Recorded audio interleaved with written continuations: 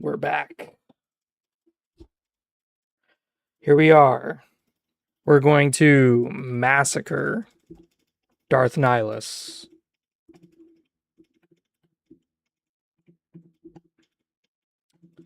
I was just playing a game of Battlefield 6 with my friends. And,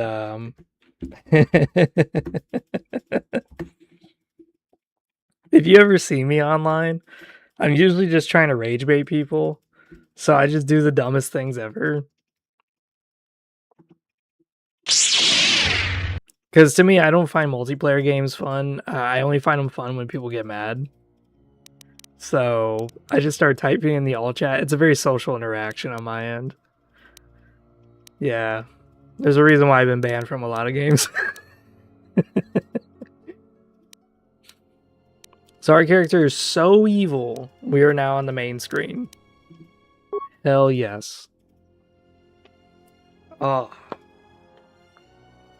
We just look so good with the yellow lightsaber and the orange one. It just looks so good. I don't know why.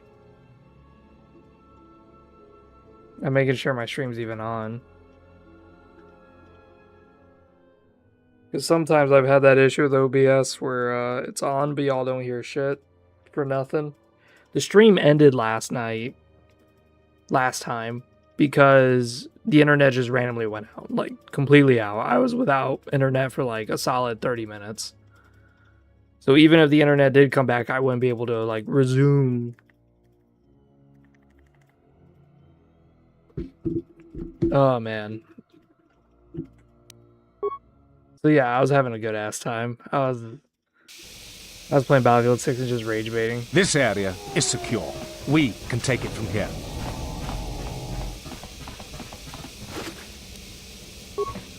So right when the stream ended, I killed all these guys. And immediately I got a pop-up. Boom. It was telling me that the stream was off, so I was like, yeah, let's... This area is secure. We can take it from here. Let's not push onwards. I can't without my audience. My dudes. We will join you in the assault. These rank-and-file soldiers will do you no good aboard the Ravager. Let we Mandalorians lead the charge into battle and to victory. Kelborn, Zuka, you will be joining us. You will not face this alone. I will go with you and be by your side. Alright. Good, stay close to me. I would have it no other way. Oh. I would marry her. Oh my god. The things I would do.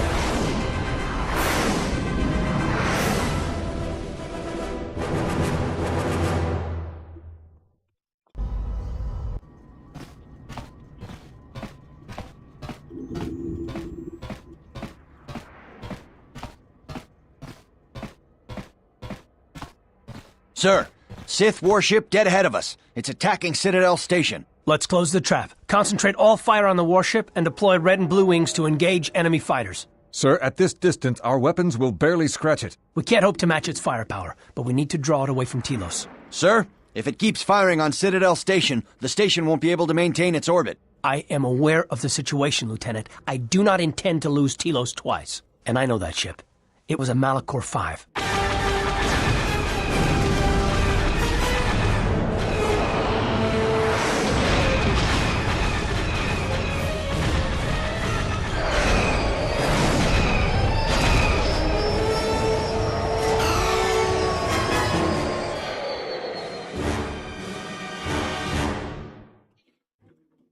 I really wonder why in Star Wars The Old Republic they didn't go down the route of Mandalorians like being more antagonistic with the Sith. I understand why. It's because they wanted the bounty hunter class to be with the Empire.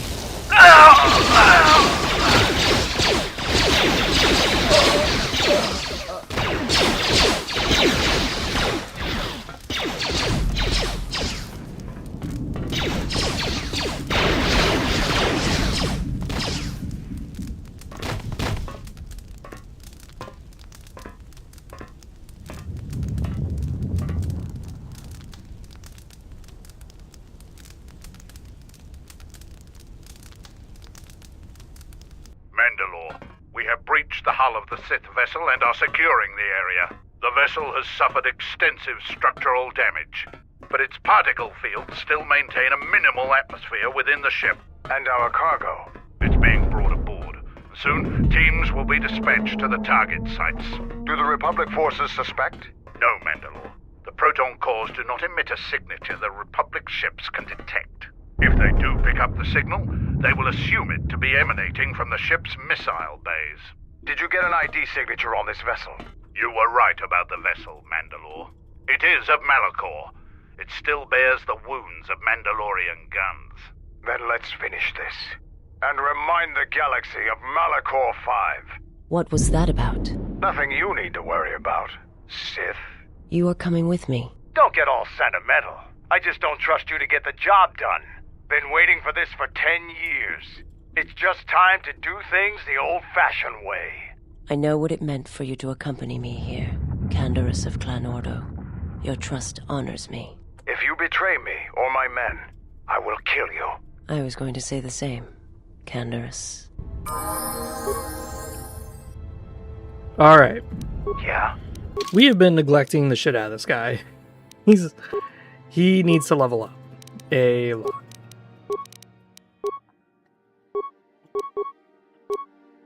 Attributes. We'll just go strength. Because his constitution's already high enough for him to have like the best implants. So I don't really see a reason to go down anything else.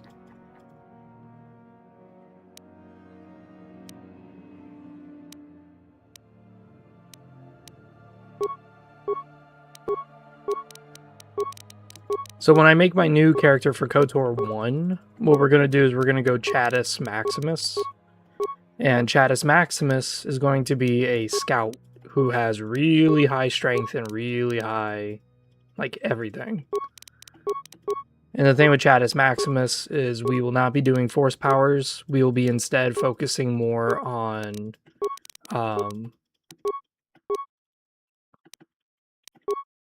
implants, armor, and that's really our goal, is just to wear thick armor. No real force powers, probably just melee weapons as well. So we're wearing something that's debuffing us, isn't that nice?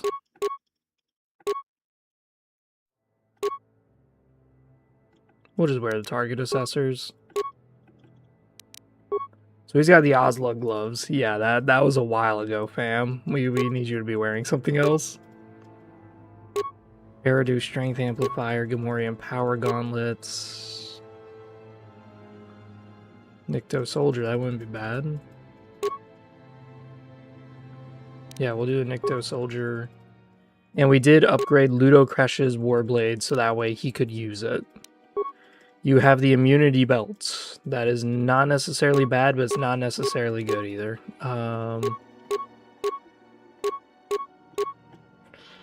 The issue is that most belts give you dexterity, and as you can see, Mandalore does not benefit from that.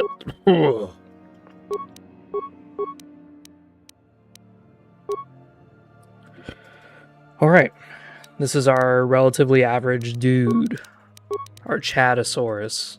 Alright, the reason why we're keeping her with a sword is because look at the damage. It's actually better than our lightsaber, even with all the augments to the lightsaber.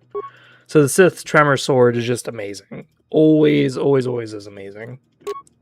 The reason why this sucks is because it's not upgradable. If it was, whew, I'd be doing some dark things right now, boy. I'd be doing a lot of dark things.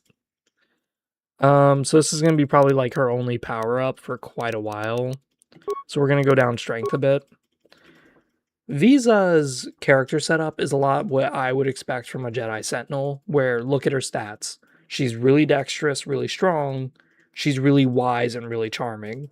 She's the best of both worlds. She is flexible. She could be a caster and a warrior at the same time. And look at her skills. She has so many skills. It's like she's literally good at everything. So it's one of the things about Visa that I really love. In case you're wondering why it is that in most of my playthroughs I always brought Visa, that's why. She's just good. When we play KOTOR 1, Bastila is mostly wisdom and charisma. And she has really high dexterity and little low strength. Really, she's more of a caster. Alright, so with that, we're going to sweep the entire area.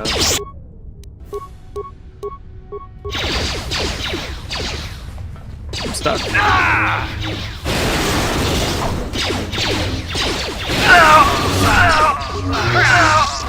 that came from.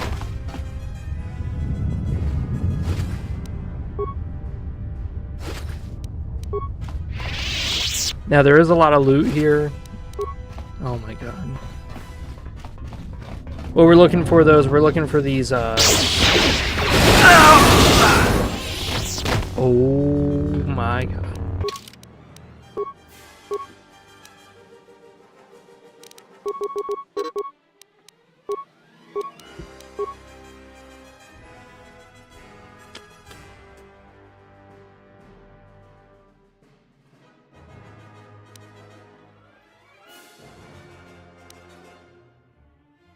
Yeah, we're gonna take conditioning.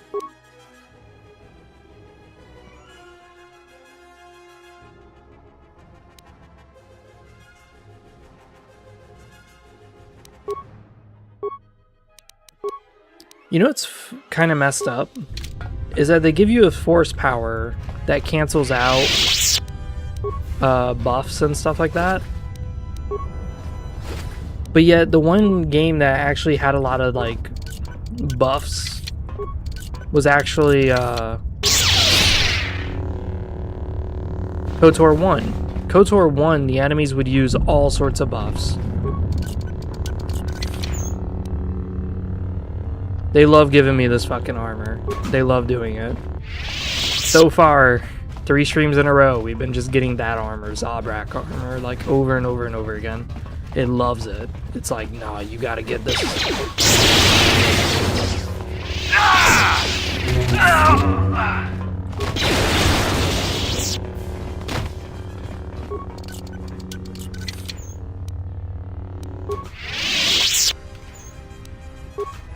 We are regenerating so much, so fast because of the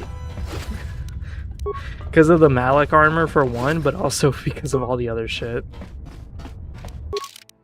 We just got those force focusing gloves. Do I want her to wear this instead of... Oh wow, she could wear this as well. Huh. Well. I really do like the immunity to critical hits, but at the same time... Yeah. That's the issue with this woman, is that she could literally just be everything. You've reached one of the target sites. Place the proton core, prime it, then give the signal, Mandalore. Arming signal received, Mandalore. We still need to set 3 more charges. Mandalore, we're holding our position, but the Sith appear to be offering little resistance. It's like they don't even realize we're here. Maybe an ambush. Yep.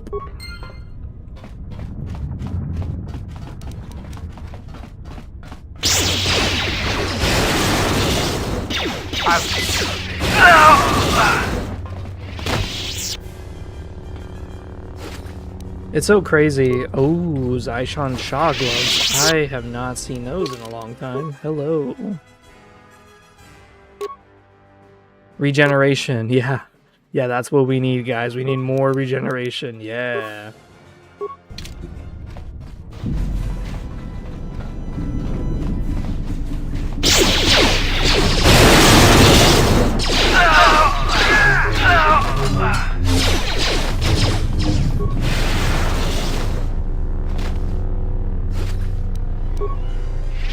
Absorption visors. Elite Watchman Blaster. This is really good for HK.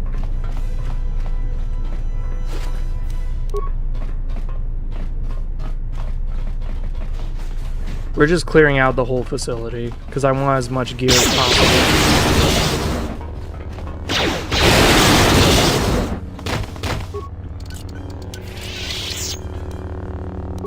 Thon's robes.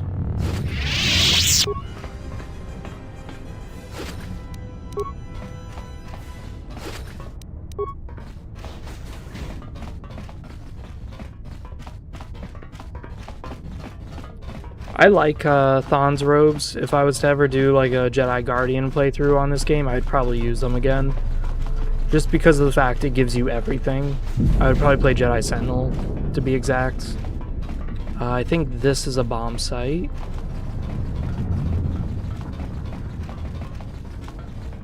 It's not. Okay.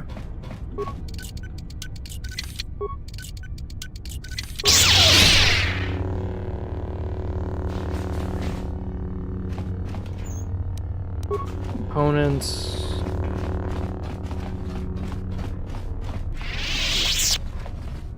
Let's go in here and just kill everybody.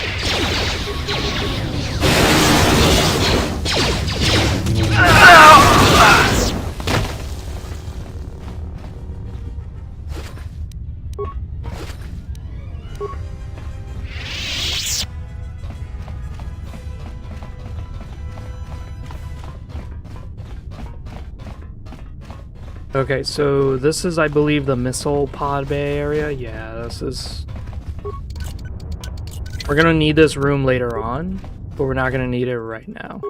Cool, we can upgrade our stuff. Good. We could just change the color.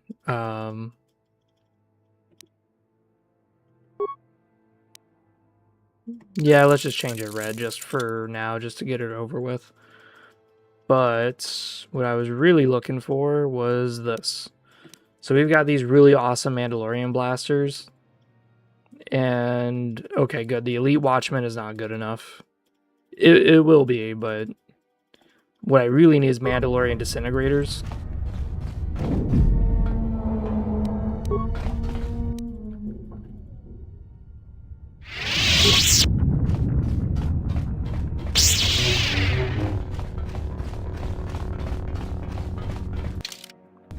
I like how the orange color is like more menacing than the red. You are no match.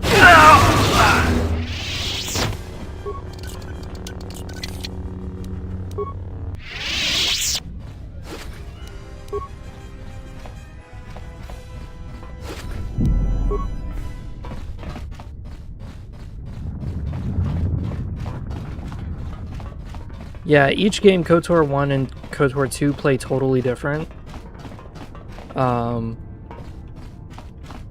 When it comes to these implants, so in KOTOR 2, these implants require Constitution. So you have to have a stat that is high enough. This is why a lot of people will make their characters with 18 Constitution, 14 Intelligence, and then the rest of it is just kind of mediocre. And the reason why is because they're trying to min-max the game. They're trying to make it where they get access to all the implants and then have enough intelligence if they're not a Jedi Sentinel, so that way they can just do all the skill checks. All of them. I do not agree with that notion. I don't like that. So I build my characters however I want to build them. Like right now with this character, I already know going into it that force powers are insane. As you can see, I'm literally wiping out entire hallways of people with no issue. You've reached one of the targets. Arming signal received, Mandalore. 2 more sites are left. We've lost contact with 2 of our squads, and we've had to fall back to the docking area. Alright. Yeah, guard the entry port.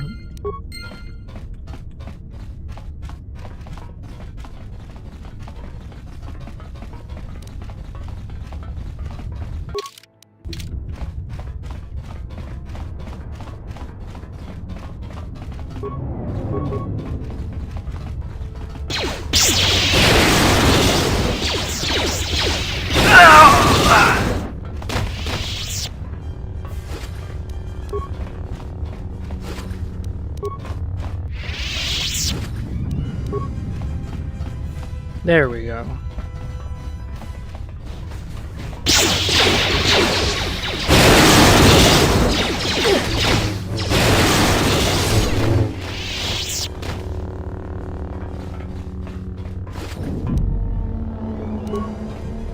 That's the pistol I was looking for. Mandalorian Disintegrator. So if we get to that point where you play as HK-47, that's gonna be what we deal with. Did we just kill a guy? Oh. That would have been funny if there's a guy behind the door and he suffers damage. That would have been really cool, actually. Would have been like that Manon mission. You've reached one of the... Yes. So now we're going to put down a target. Arming signal received, Mandalore. The proton core is active. Only one proton core remains to be set. We're encountering heavy resistance. I don't know how long we can hold out. Yeah, hold your position. Hold. What the hell was that? I told you to wait! Mandalore, we've made contact with the enemy, and one of the cores has detonated prematurely. Was it in the target zone? No, Mandalore. We have failed you. I offer you mine. Do we have another core? No, Mandalore. Even with the other two cores set in the ship, it will not be sufficient to destroy the vessel.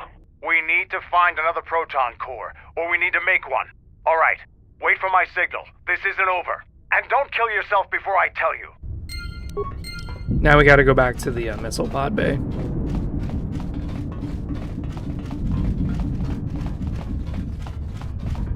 Yeah, that one planet, M478, really makes you question whether or not your character build is good. But that's just because the modders made the planet, like, really, really, really hard. Like, really, really, really, really fucking hard. That's one of the reasons, too, why people really hate that planet, is that some of those droids are really insanely tough.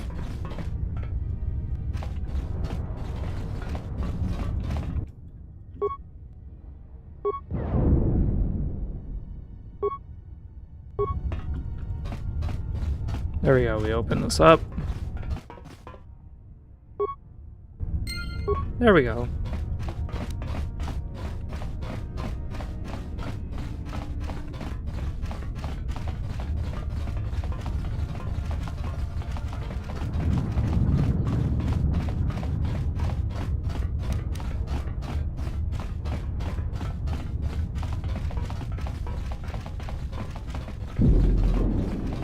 Yeah, Korriban's also really hard.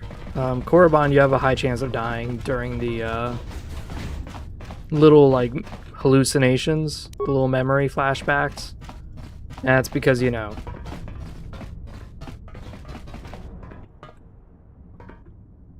it's trying to, like, test you, the player. This door leads to my cell. I had forgotten.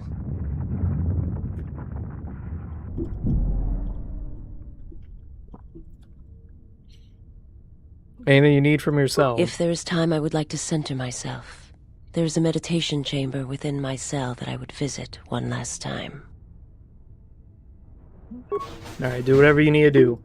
Now, because she's evil, instead of turning the area blue, she's going to turn the area fucking red. And her dialogue changes a little bit. Past the surface, there is the Force.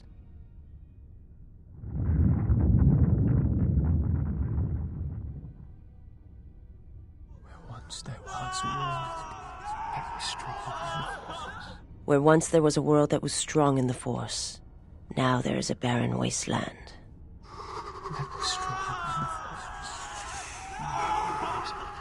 From the death of an entire world comes great power.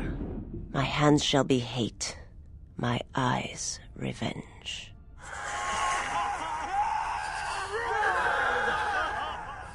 You shall be avenged, and the one who has done this shall die.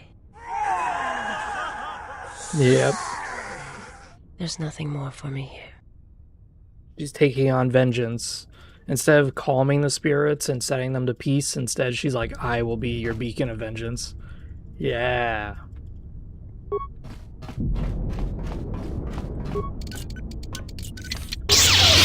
Seems like every door we're just gonna have to penetrate. Jesus Christ.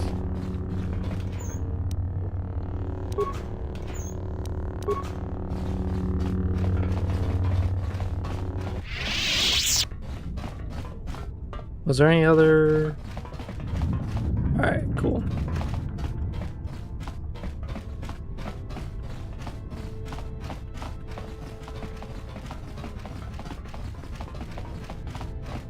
Alright, this leads to the end. We're gonna quickly make a sweep.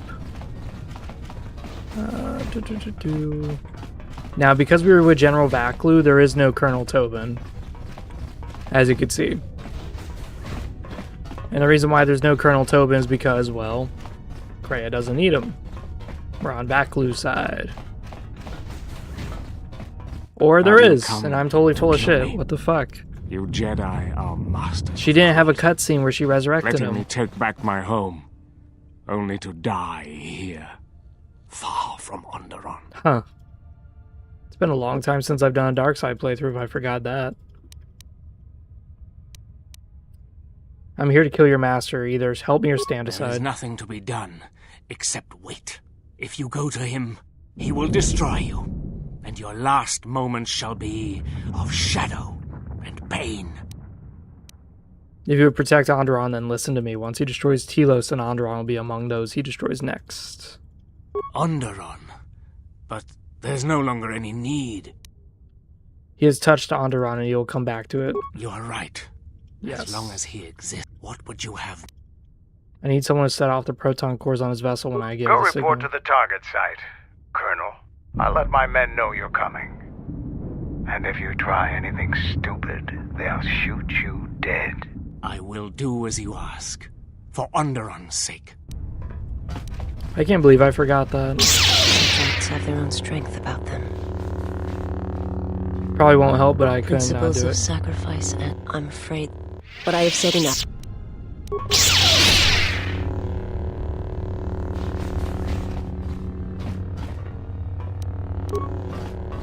Lightning gloves. Beautiful.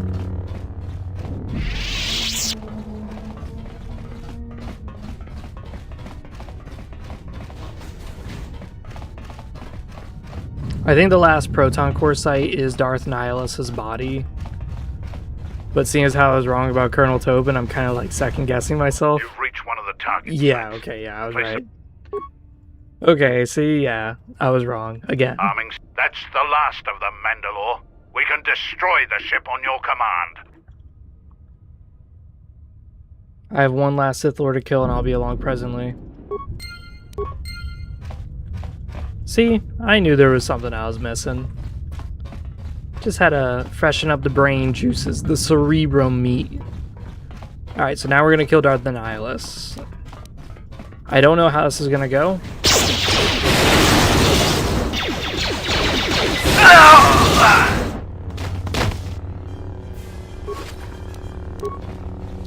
One of the things that's really interesting about KOTOR 2 is that the Sith Lords in this game are really pathetic. Like, all the Sith that you fight are really weak. And the main reason why is that you look at KOTOR 2, and in KOTOR 1, these same Sith Lords, they buff themselves. They use light side powers. And this one they don't.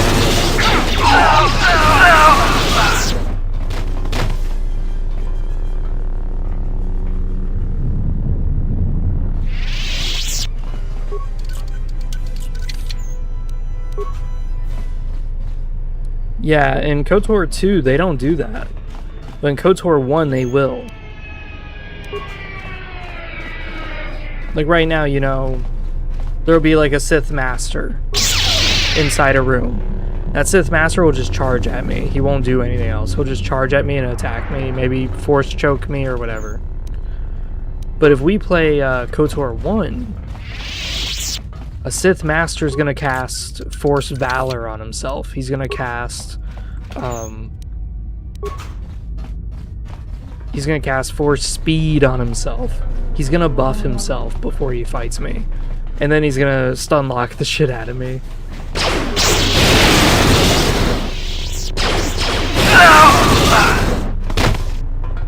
This is great.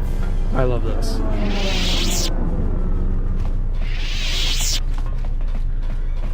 I love that so much. Case in point.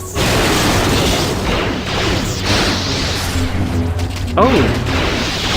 His weapon stunned me. Revealed.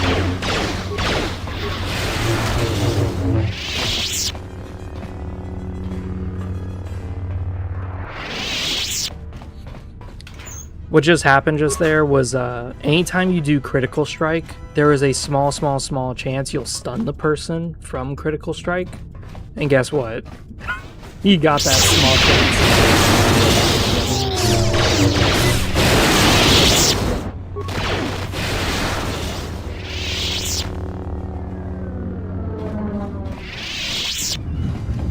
But see what I mean? Like, these Sith, they're not augmenting themselves with the Force. They're not trying to stun lock me. They're just trying to kill me as quickly as possible. They're just doing as much damage as humanly possible. And that is it. Whereas in KOTOR 1, they're a lot harder. And it's because they actually buff themselves. They actually use supporting abilities. They do a lot of things. So when it comes to like which game is harder, I think KOTOR 1 is way harder. Not just because there's a lack of items sometimes, but also because the enemies actually play smart. They actually use stimulants. They use buffs. KOTOR 2, they don't do that. And I don't know why that is. Because it really does make a difference. This door leads to the bridge and my former master. If you wish to gather your strength, this is the last time. I'm ready. Let's end this. Let's kill this man. We're gonna use Master Valor. Battle Meditation increases damage and chances of hitting. So it's really good for melee characters, not so good for me. And Valor is good for everybody, not just my character.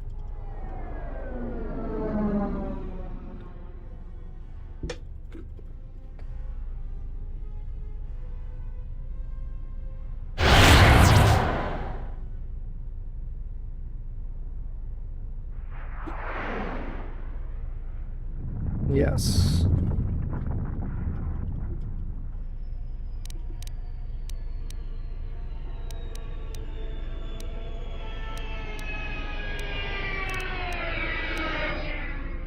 I have come to be your apprentice. No, don't do this. He will...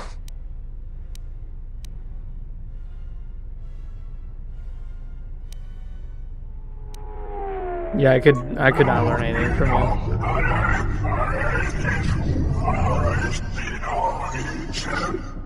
I thought I was gonna bait him. Krea's lied to you. There are no Jedi here. You've sensed it.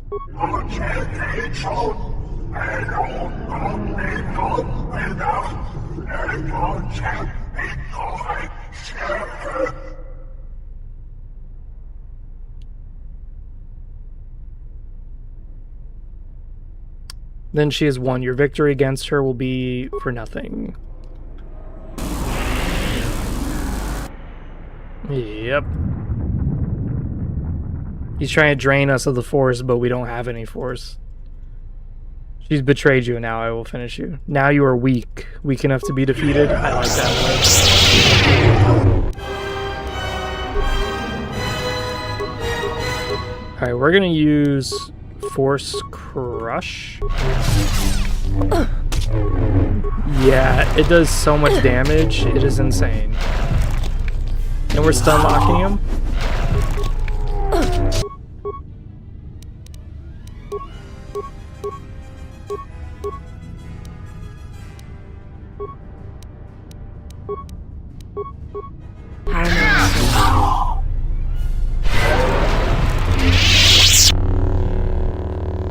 We're stun locking him.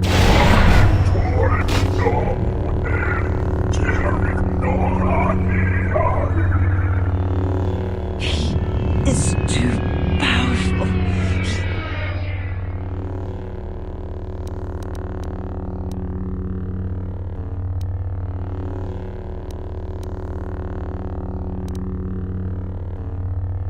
Want to die like the rest of your kind and get up and fight. I will try. Yeah.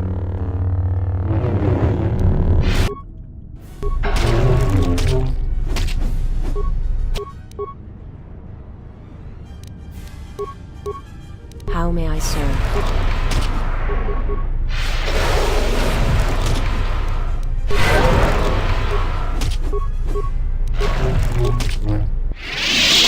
We just crushed him. We just kept putting pressure on him. And he's like having such a hard time keeping his form up. He's like, What the hell are you doing up there? We need to get off this ship. Now! Visa, what are you doing? We're going to demand that she gives him his I have mask. to see with the Force and my eyes.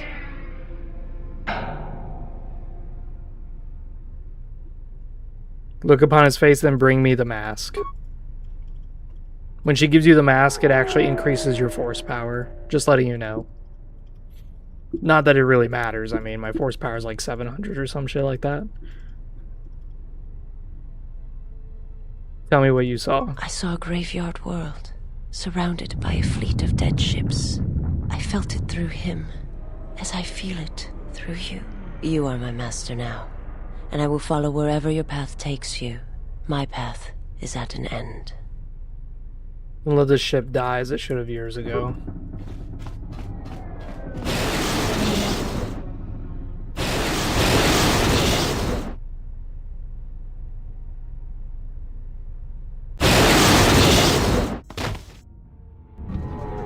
Canderous, are you alright? Get away from me.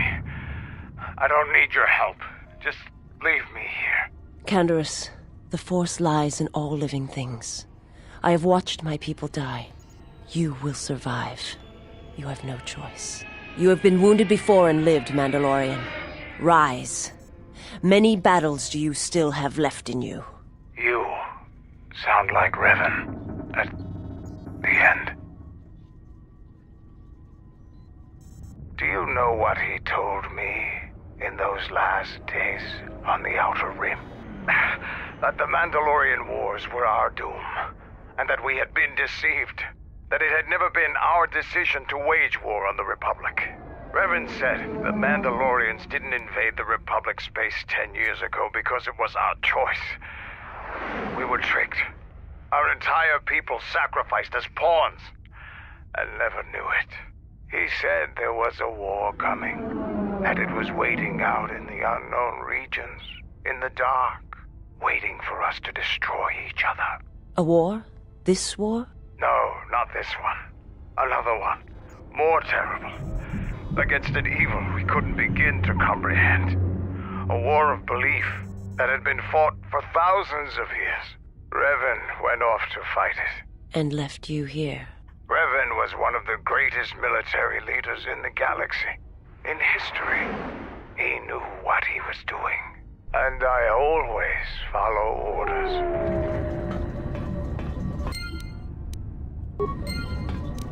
Nihilus's mask.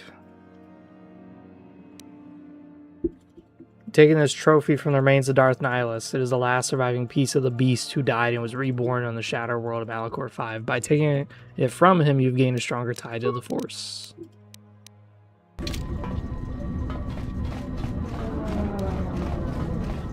Yeah, I have 900 Force power and 385 HP. Oh boy. Everyone else is like 500 HP or 400. I'm so screwed. Oh boy. Basically, if someone had Force Speed and Force Valor, and they were a truly dedicated warrior, they could one-shot my ass with one Master Flurry, because it would be like 400 damage right then and there, and I would just drop dead. But that's why I have the Force Crush, and you're seeing me use it a lot, because it was stun-locking Darth Nihilus. And if it's stun-locking him, that is a very, very good sign. I don't think Sion can be messed with too much. I remember last time I did a Max Wisdom playthrough, I was playing a good guy Jedi and I was just spamming Force Wave like over and over again. So I just kept pushing people away from me, like, get the fuck back. And Darth Sion would resist it occasionally, but he would get wounded and he would take a lot of damage. And the one time that he didn't resist it, he like flew the hell back. And I was like, yes, stay the hell away from me. But we shall see how this one works. Oh, hello, I missed some remains.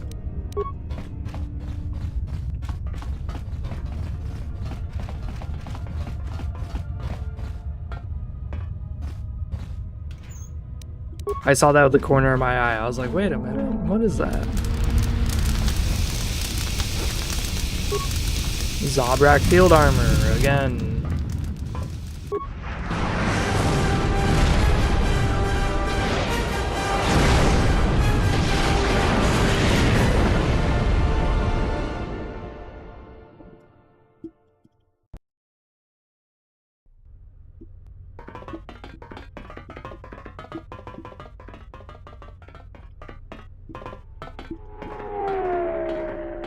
Admiral Onasi wanted to speak with you, sir.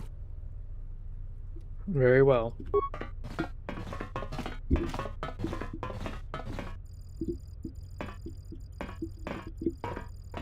It's a little beat up, but it's still home. I wasn't able to be here to protect it when the Sith attacked the first time. This time you gave me a second chance. I owe you. Alright, maybe you should get here faster. I've read your records, how the Jedi sentenced you for doing what you believed. You wandered past the Outer Rim during your exile. I ask you, did you find any trace of Revan? No. I served with him, like you did. And we had to part ways, like you did. Do you know where Revan He went? said that there were places where he had to walk where I could not go. Places where having allies, or anyone he cared about, would only place them in danger. It's been 4 years, and I still don't know what happened to him. He might be dead. I don't believe that. I've lost friends before, and until I see them dead, I don't believe it. He told me to stay here, to try to keep the Republic strong, and that he would return. It was the hardest request I ever had to follow. Republic strong, huh? Why? I don't know, but it was important to him. He said that he believed something had been behind the Mandalorian Wars. That it hadn't been the Mandalorians' choice to attack the Republic. Whatever it was, I think he went off to find it. To fight it. How'd you serve him? It was near the end of the Jedi Civil War, when it seemed like we were going to lose everything. We met on a Republic warship called the Endar Spire. It was being attacked over Terrace, and the Sith had stormed the ship. We saved the Republic. But it was like the war didn't end for him. He would keep remembering things that he'd done, and it kept driving him.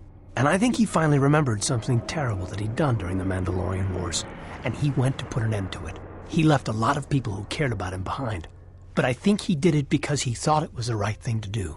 But whatever he set out to do, I don't think he succeeded. And here you return, with his ship, without him.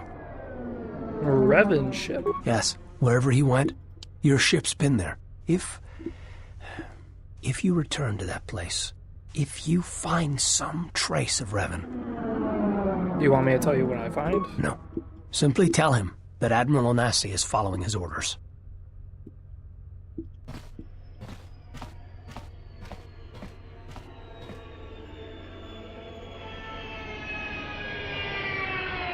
Safe journey, exile. Did he know? No, he didn't. There are times I fear we shall never know where he left Karth, and I cannot live not knowing the answer. Why he sought to protect us. He asked us to stay, to keep the Republic safe. It was important to him. And after meeting the exile, I'm convinced that there are worse things to lose in the galaxy. Alright, here we go. We're going to Malachor. But to lose their lives, like I lost my family in Malachor 5. And Father left me, left us all, when he lost all that he loved at Malachor 5. We go now, my master, to that dark place which made you. Where you gained your ship, your troops. Your ship, my prison, that you dragged from the gravity well at Malachor 5. Wish I'd never met him. Wish I'd died there. That the storms had dragged me down into Malachor 5. We will not surrender. We will not die, like we did on Malachor 5. Your command echoes still, General, and I obey, as I did at Malachor 5. Now Malachor 5 comes to us, and I wish to face it this last time. You know where you must go. It calls to you still. It is the heartbeat of the past. And she must be stopped. There, now. Or she will bring the screams of Malachor 5 to the galaxy, just as we carry the echo all this way.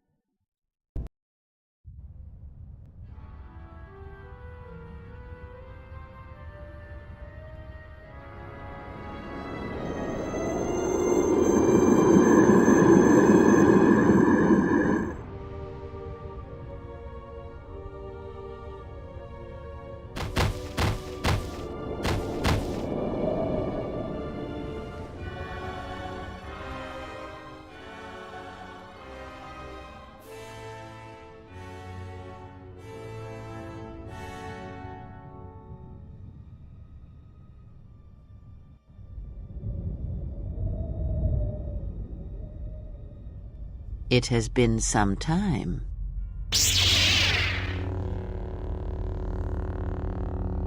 You were a fool to return. I spared you once. I will not do so again. Spare me? Ah, yes. No, you simply did not learn the lesson I sought to teach. That your strength is as meaningless as the strength of my hand. Why have you returned? Because now I understand why the exile did what he did. There is much to be done.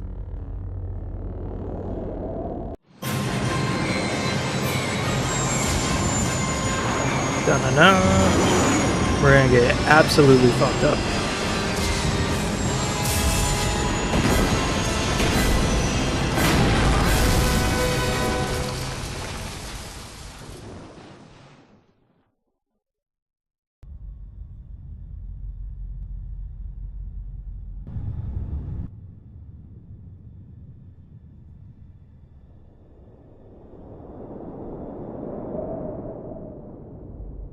Master, he is here. I know. What is thy bidding, my master? You are to do nothing. When he arrives, bring him before me. He will not survive Malachor. What will you do with him, my master? You know what I shall do. You, who wear my teachings so well. I will break him. He is a blank slate upon which my teachings may be written, as I intended for you so long ago.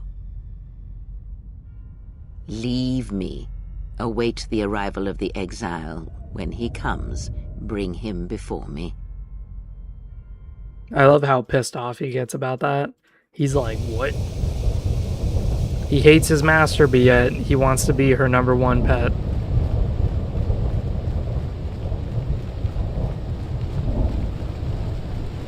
Alright, so just like last time we were on Malachor, you really want to clear out the whole planet, because you're going to get fucked up if you don't.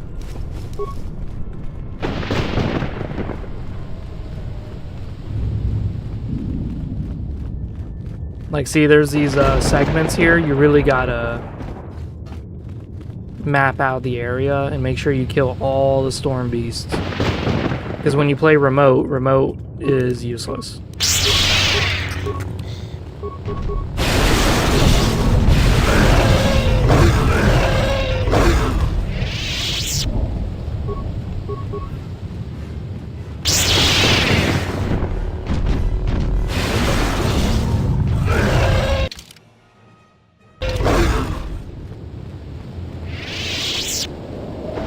The main thing is that I don't want there to be any missing storm beast, because if a storm beast is missed, it's gonna bite me in the ass and try to kill my companions. So we gotta make sure we clear this thing out. They love giving me the lightning gloves. That's great.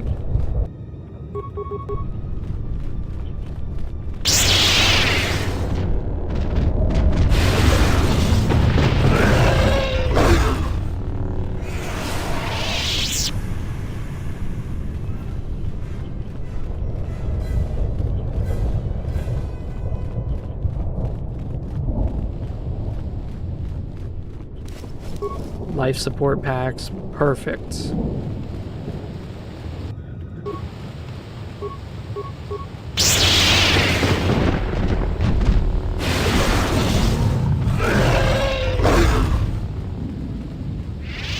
Bow before me, creature, for I am the dark side.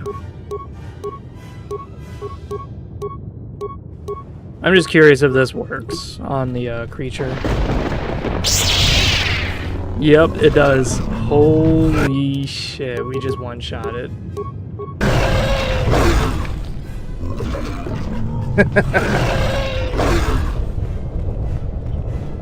Oh my god.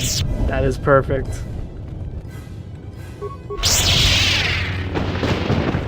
Oh! He didn't die.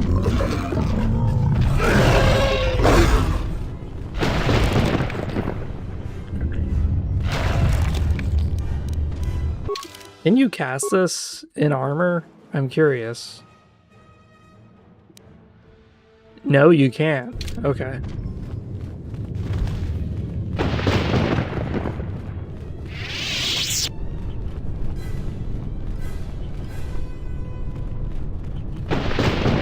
Yeah, we're just going around just crushing them as we come by.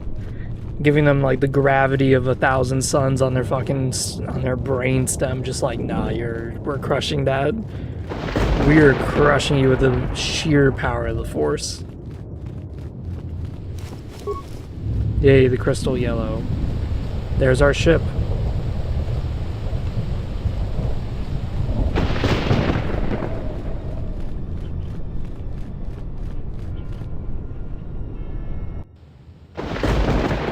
If the exile has come here, then he has not come alone.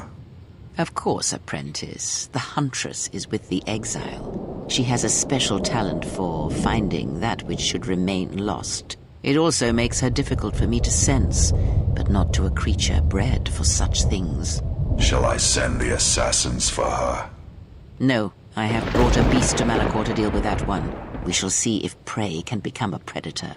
Her breaking shall be flesh and bone, or it shall be inside. If she survives, she will become stronger for it.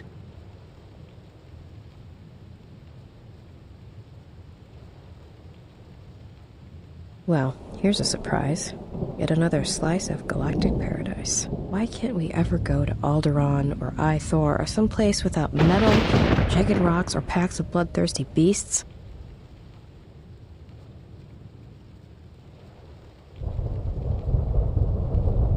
To be completely honest, I kind of forgot about Hanhar. I just remember that I leveled up Mira really well to where I could play her. Because yeah, you really don't want to set up a character in a way that you're uncomfortable playing them. Because if you don't know how to play them, you're going to get absolutely creamed when you are forced to play them. Oh, there's a guy.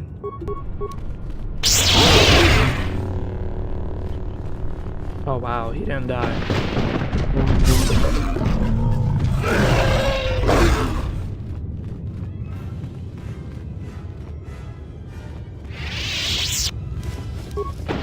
Good. So we discovered another place. Beautiful.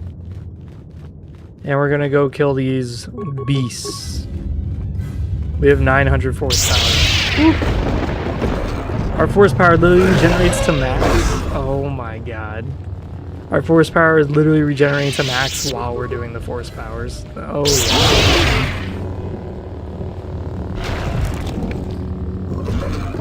Oh, that is just perfect. That is literally perfect. Ah.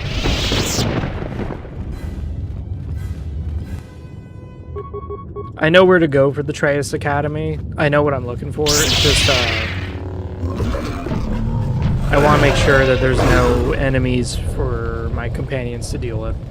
Because some of these things can fuck them up. Is that another corpse? Hell yeah, it is. I'm kind of hoping that we run across another Darth Malak robe. That would be sweet. If not, then, oh well.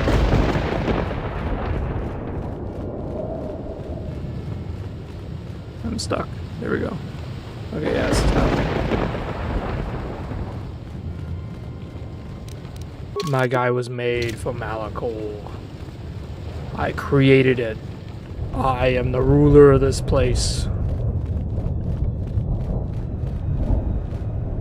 Okay. I was looking at the map real quick and I was like, wait a minute. Hold on a minute. Here we go. Honhar? Oh, you have to be kidding me.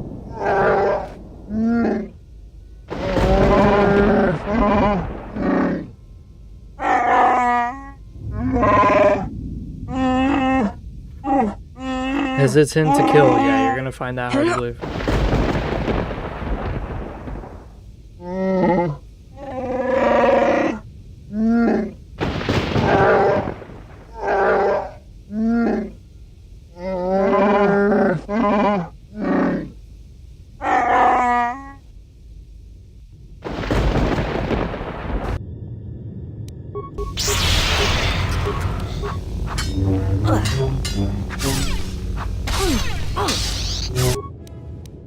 Yeah, let's...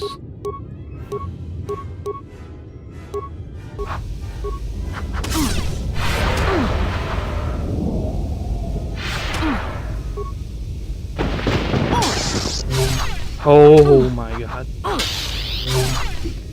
Oh god, he's about to do it.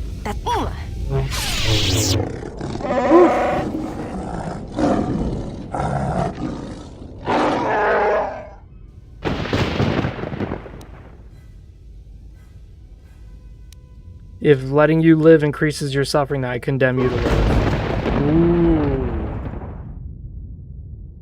Mira's evil. Ooh.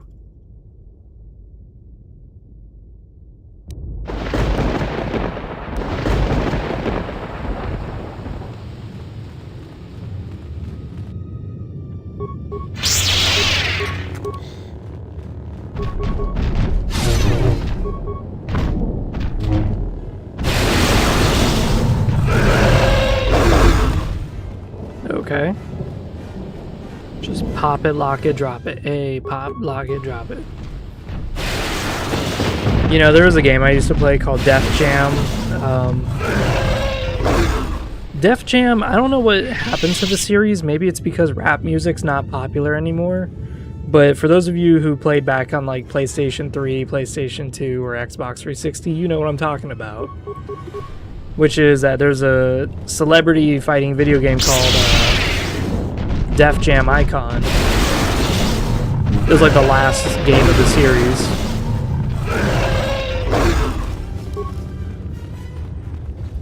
And what made Def Jam Icon kind of funny was that, wow, we get 50 HP from a single med pack. Holy crap, dude. But what Def Jam Icon was you would select a list of rappers, and you would play as the rapper, and you would have a set of fighting styles, and it was like street fighting stuff, mixed with like wrestling moves. There it is, the Atreus Academy.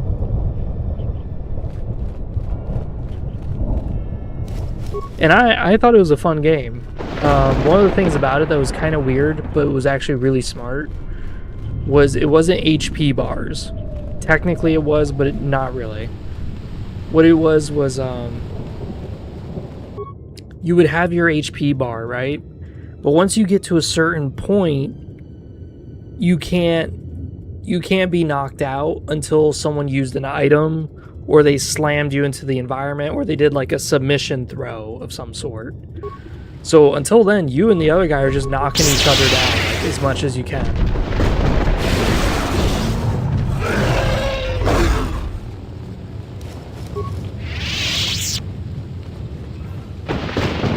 And it was really fun. It was really, really fun. The second one, I think, was the best. The last one, which was Def Jam Icon, was interesting, but it was kind of weird at the same time.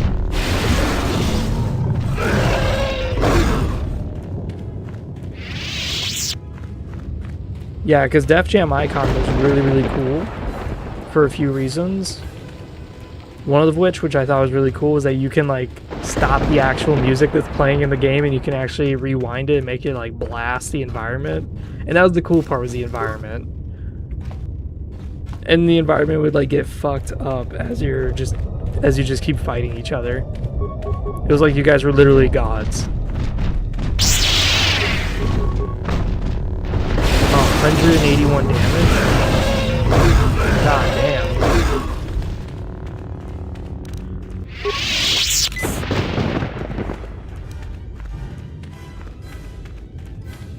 Yeah, whenever an enemy attacks you from behind, they get a plus chance of hitting, but they also get a few other things, which is more damage.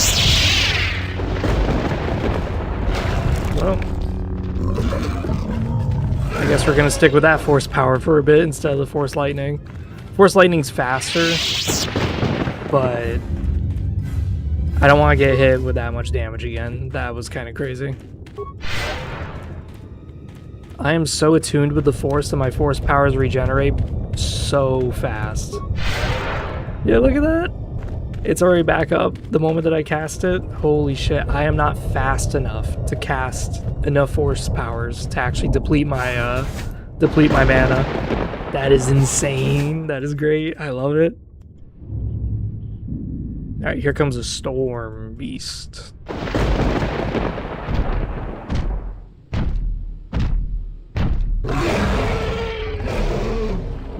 But yeah, there were some weird games for the Xbox 360 and the PlayStation and stuff like that that you just don't see these days. You may be great beast, but you still grovel before my feet. Yes.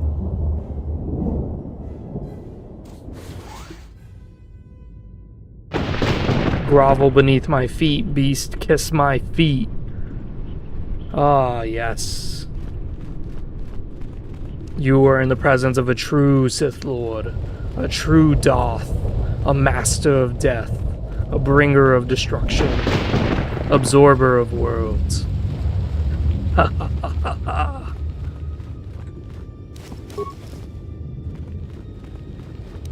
There is a glitch on Korriban that you can like infinitely level up. The max level is 50, by the way. But I never do it. I've done it once, and I thought that was cool, don't get me wrong, but it wasn't really, it wasn't needed by any measure. It felt very unnecessary, because like the game's easy as hell already. Once you hit level 20, if your character's not strong, and you're still getting your cheeks clapped, then you gotta reconsider what your build is. And you gotta see what went wrong. What is it that you're doing?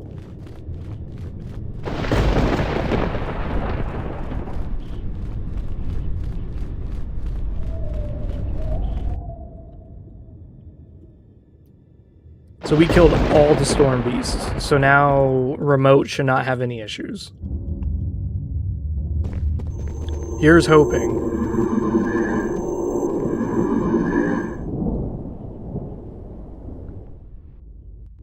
Bow before me, weaklings.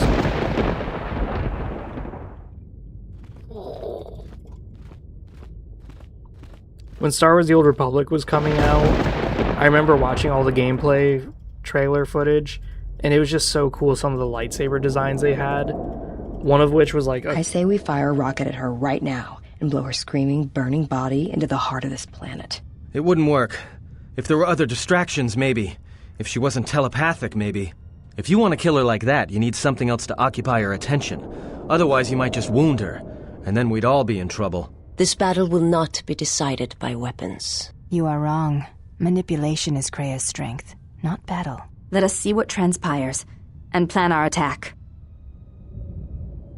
Like, they showed like a glass lightsaber, and inside the glass you would see lightning like running through the lightsaber. It was really cool in Star Wars The Old Republic. I was like, oh fuck yeah, that was awesome. If you are watching this, then what the General suspected was true. The Sith are striking from the graveyard of Malachor 5. The ship the Sith Lord was on was one of the vessels damaged in that final battle. If you reach Malachor's surface, the mass shadow generator can be undone, provided there are enough vessels intact within the orbiting debris or buried in the planet's surface. Use the sequence I am unlocking in your memory banks on the engine core of any vessel you encounter on Malachor. If my calculations are correct, 4 vessels should be enough to power up the mass shadow generator and undo the damage that was done in Malachor 5, the damage I did. Once the sequence has begun, it cannot be stopped. So make sure the General is off the planet before triggering the sequence. Otherwise, there will be no retreat. I know your weapons systems are minimal, and I don't know what awaits you on Malakor's surface. Try to avoid contact with any potential threats. Follow your programming. Yep, this is exactly why you do that. The one nice thing about remote is that he's really, really fast. So if you do run into trouble, you're so fast you could easily dodge it. The problem is that if you get stuck in this room and there's a beast that's blocking your path, yeah, you're fucked. I've had that happen once, and that's how I died as a remote, and that's why I was like, every other playthrough I ever do, I swear to God, I'm gonna kill every fucking beast that I see. I still carry the rage from when I was fucking like 12 years old or whatever. So we did that one. Cool. I think that's, yeah.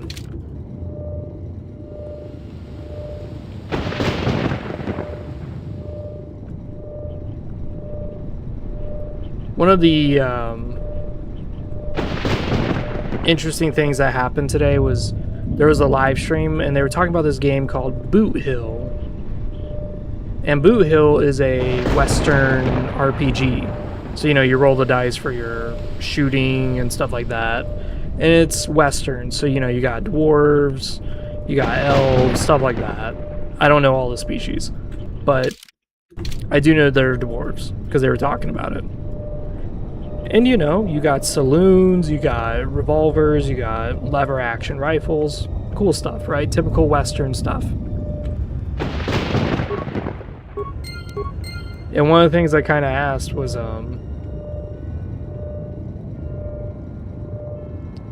is this like a lethal game? And the answer was yes. It's a very high lethality game. Like, you will probably die like 6 times. And I was like, hell yeah, that's fucking great. I love it. Look at those stats. 18 dexterity. Whoo-wee.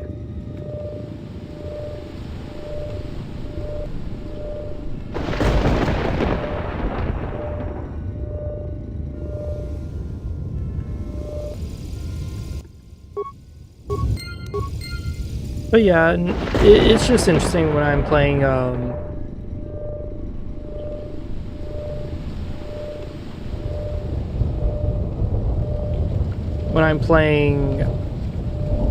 like D&D Basic, or I'm playing I want to say like Vampire the Masquerade, playing other TTRPGs that are not mine, is that there are so many ways you can resolve conflicts, so many ways you can handle issues, stuff like that. And right now I'm looking at my game KO and I'm like, I'm having issues. Yeah.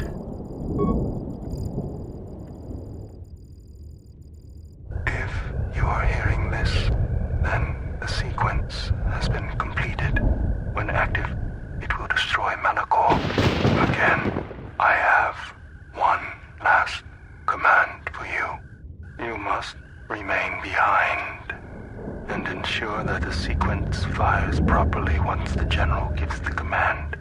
If not, then all we have fought for has been for nothing. You have done all I asked, all you were built for, and for that, I thank you.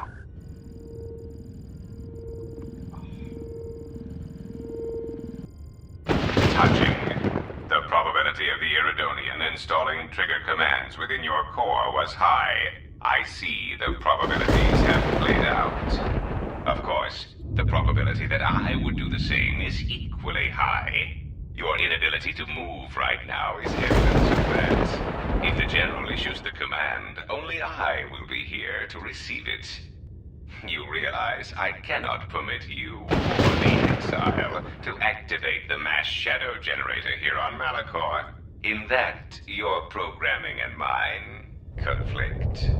And since you have no offensive weaponry to speak of, the probability of your programming overriding mine is low.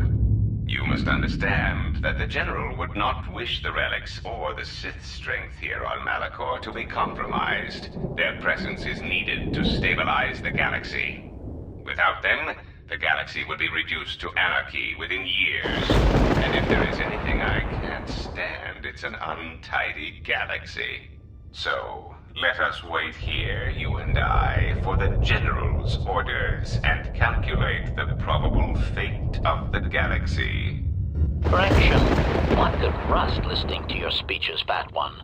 Perhaps it is the large unwieldy vocabulator within your moon-sized frame that prevents your calculations from taking me into account. And while I find this small droid annoying in the extreme, I find my urge to shoot you takes a higher priority. Unfortunately for you, I have arranged for friends to meet me here, and you seem to have brought none of your own. Stop him. Unexpected correction. We cannot harm that unit. It is a violation of our self-preservation programming. Statement. As always, Fat One, you have miscalculated. Ah, an unfortunate oversight. Statement. I understand. Assassination protocols activated. Let us see what you have in your arsenal, Fat One.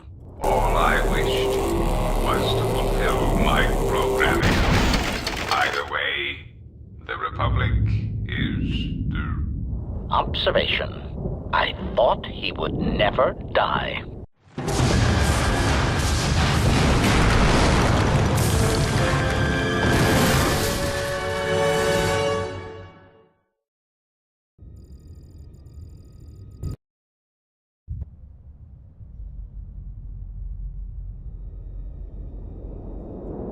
We've come a long way, Kreia. Still fighting. Ah, the Huntress. To come alone, you are braver than I thought. She is not alone. We stand with her. And with her, stand all the Jedi. And now I come in saying something suitably heroic. Children with lightsabers, but not Jedi, I think. Come close. Let me look upon you and see what the Exile's teaching has forged. An assassin, a slayer of her own kin, a blinded slave, and a fool. Which of you wishes to try yourselves against me? As you can see, I am unarmed. You, perhaps. Come, child. Where you walk, it is not far from battle, slaughter, and the blood of your sisters.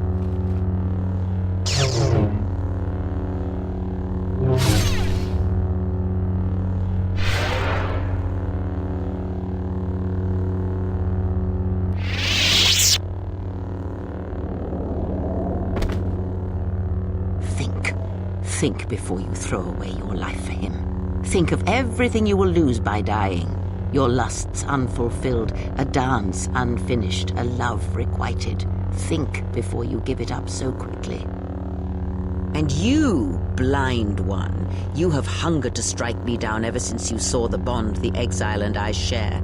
Can you feel the force running through me, even past the veil, past your blooded eyes? You know you cannot win. Force runs strong within you, Treya. But in the howling of a storm, it is difficult to hear the whisper of the blade. You have forever been the blind one. You were given a gift few are ever given, and yet you let your gift of sight warp you, twist. You think your existence under your lord was torture, Miraluka? I will make you see an assassin.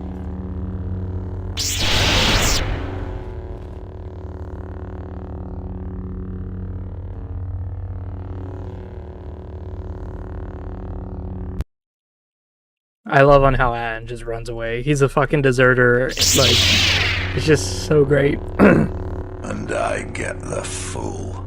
Funny. That's just what I was thinking. Alright, this guy is gonna rush us, and he is going to...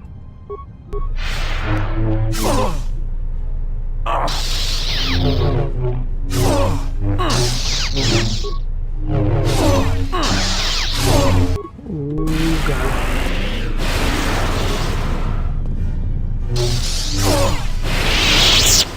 We did it. Good job, Atten. Get the hell out of there, dude. Get the hell out of there.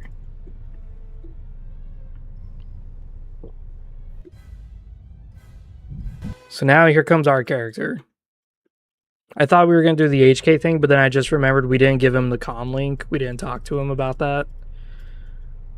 Because if we had given him the comm link, he would have figured out where the HK50 factories are, and we would have had to play that, which is like 2 hours of content. When the exile enters Treya's academy, he will be faced with a choice.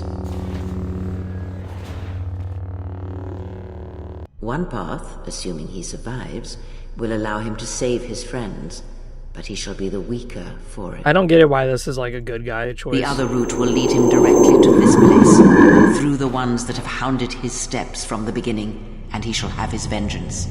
Show him every respect when he arrives in these halls, Lord Sion. This I command you. Yeah, I don't get it why it's a good guy choice just to save your companions.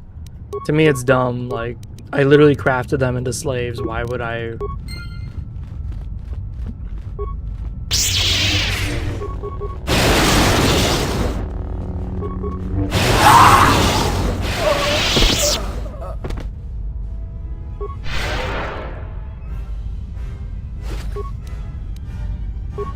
Short lightsaber. That's like the third one we've gotten.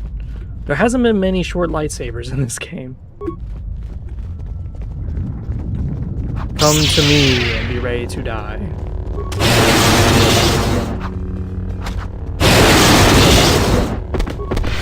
Pathetic. I wouldn't even let you be slaves in my empire.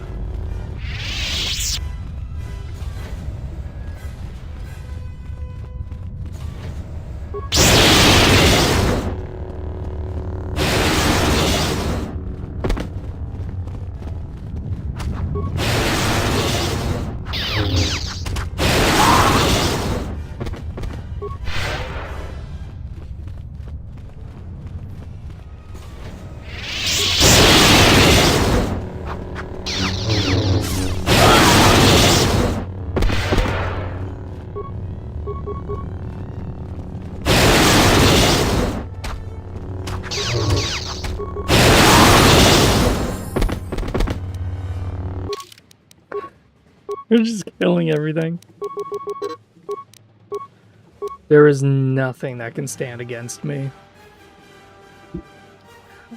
I guess. I don't know, dude. Like, we're so powerful right now, it really doesn't matter what the fuck we do.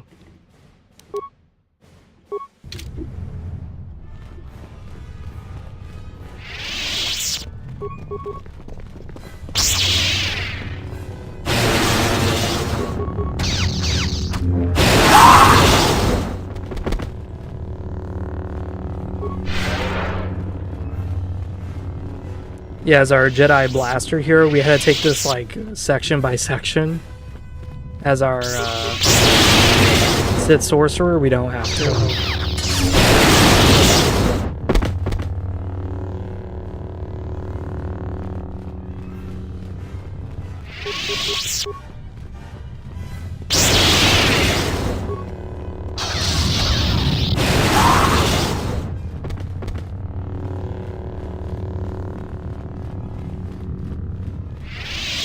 Is this the markings of the Sith? This weakness? I will not allow this.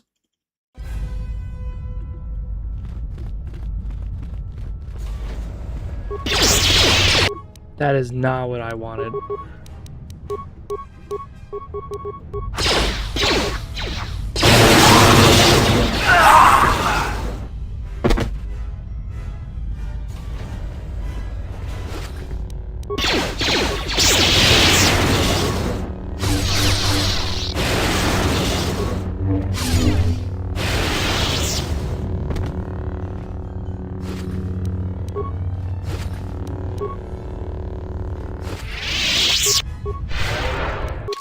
Disruptor gloves.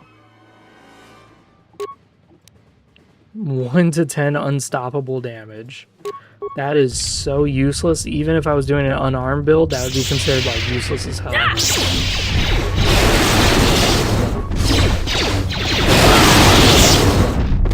Oh my god. The Storm Beast hit me twice. Or 3 times. 180 damage. Oh my god.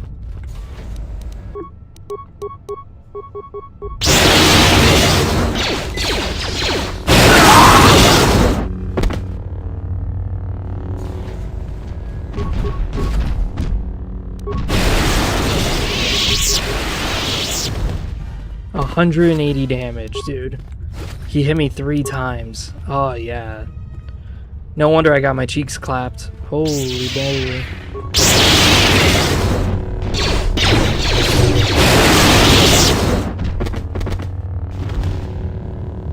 Grovel beneath my feet.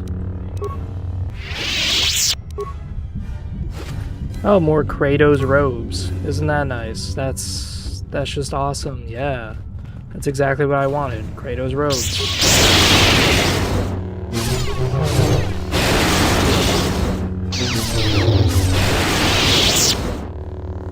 These Sith Marauders are pretty tanky. They actually survived 3 of my shots instead of 1. That's pretty good on them.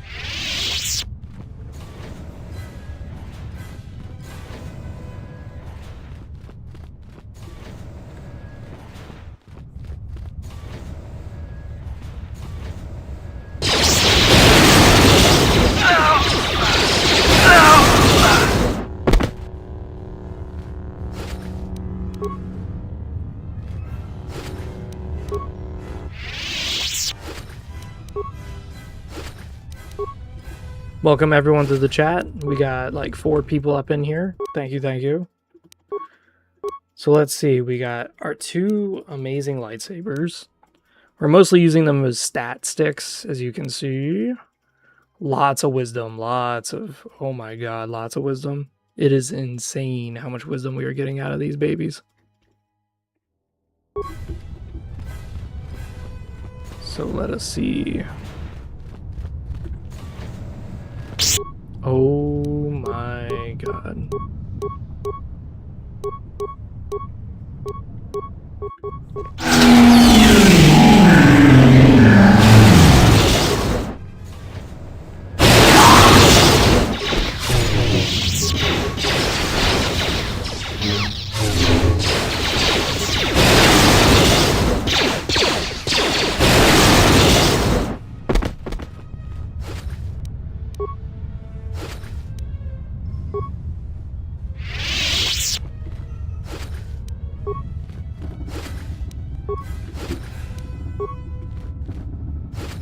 One of the things I did like about Force Wave was that Force Wave would sometimes go through the walls. So I would just stand in like a corner. It was so stupid. I would like stand here and just keep casting Force Wave. And you would just see like damage on the other side of the wall while I'm killing the people who were inside the room. It was really funny. So Nami's robes. Yeah, this is good for a wisdom build. Isn't that nice of them to give me a lot of light side items now that I'm like completely committed to dark side? That's really cool of them. I like that. As I said, I like randomized loot. I like randomized everything.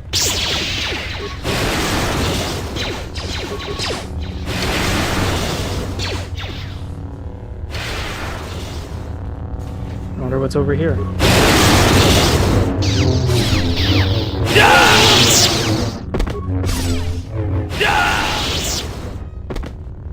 At least the Sith Lord earned his name because he actually stayed in the fight the longest. He's like the last Jedi Master who stayed alive.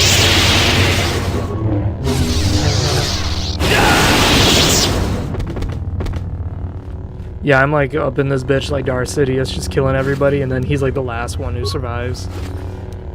Still died, but hey, he's the last one. A lot of Kratos robes, I've noticed that. Okay.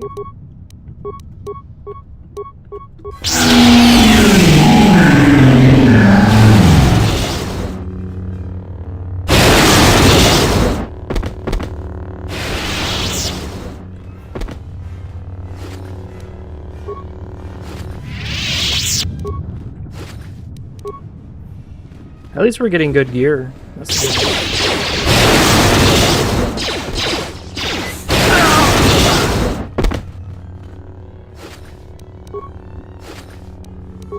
As I said in the last live stream, you get a lot of life kits, a lot of like life support kits. You just get a load of them, loads of them. It's insane how many you get. Is there anything in this room?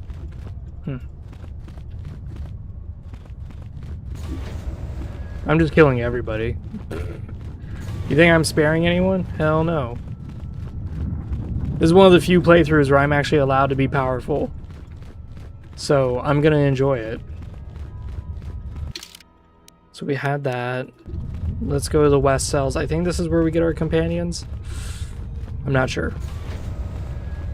Nope, it's not it.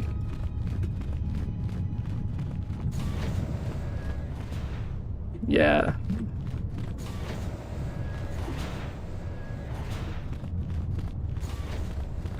Trace Academy sometimes feels empty, and this is kind of one of the reasons why.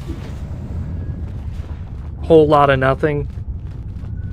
No, like, dead Jedi corpses everywhere, nothing like that.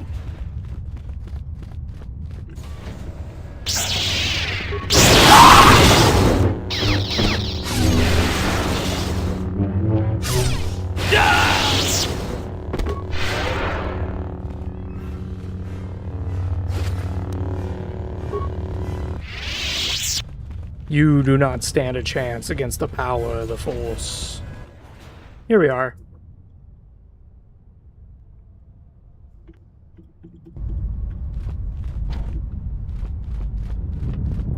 So we're gonna free all of our companions and then kick ass.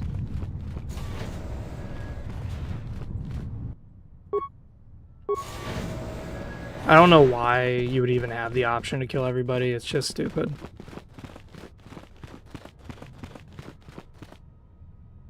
The Sith must be stopped. If they destroy the Jedi, the Republic will fall and my people will be eradicated or enslaved. I never went to the surface. The world is taboo to Mandalorians. We only came here when the Republic fleet gathered and we knew it was our only chance to stop them.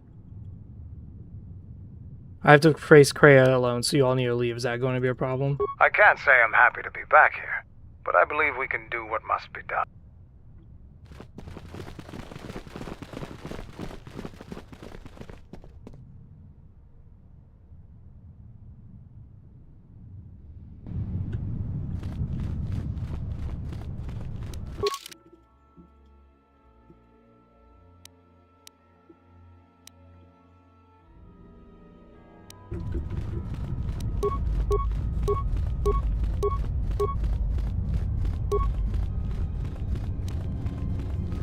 Alright, so now we gotta run all the way over here.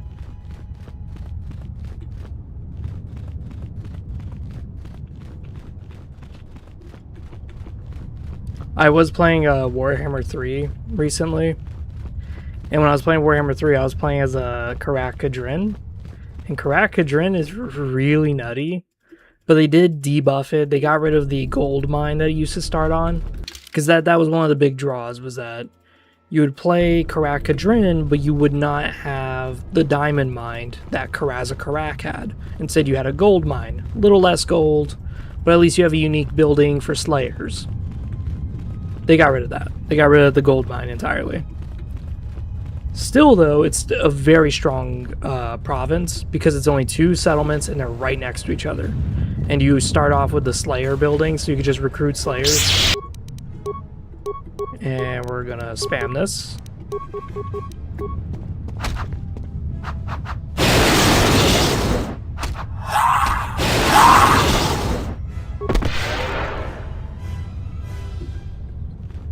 And it's just crazy because at the start of the game you can recruit a lot of Slayer heroes, including the main character's own son. So you could just recruit them all like right off the start of the game. So you have like 4 heroes, and 4 heroes is pretty good.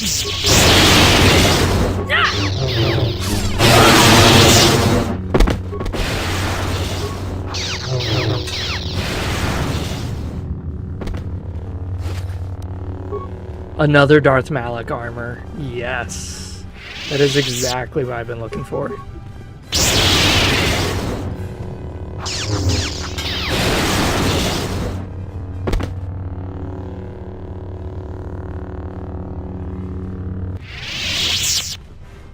I was refreshing my stream real quick because sometimes I don't see your guys' chat for whatever reason. The game does this. I mean, not the game, the YouTube thing does it. I don't know why.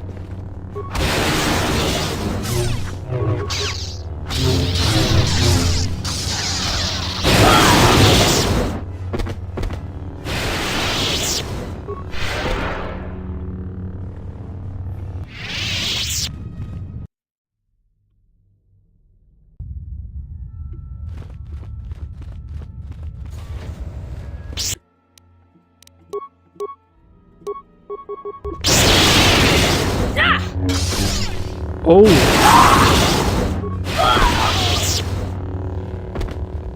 She hit me so hard it sent me flying. Holy crap.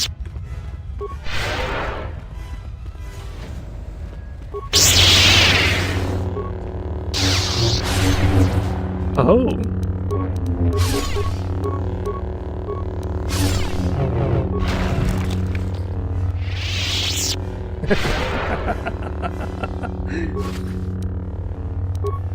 You think that is power? I will show you true power.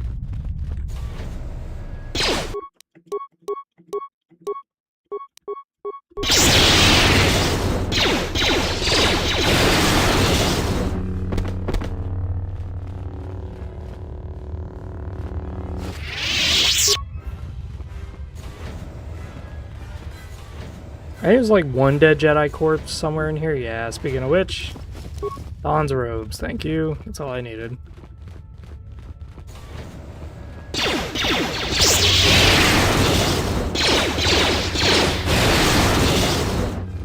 It's funny how in Traya's Academy they give you so many workbenches.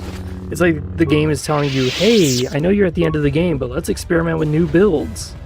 It's like, no, we're not experimenting with new builds at the end of the fucking game. That is definitely not happening.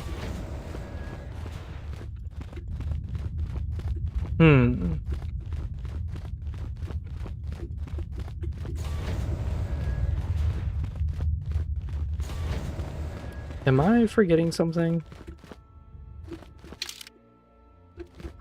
I guess we were supposed to go the other way. I don't know Traya's Academy too well. I know the Starforge very well. KOTOR 1, the Starforge, dude. I was so interested in it. I mapped that whole thing out.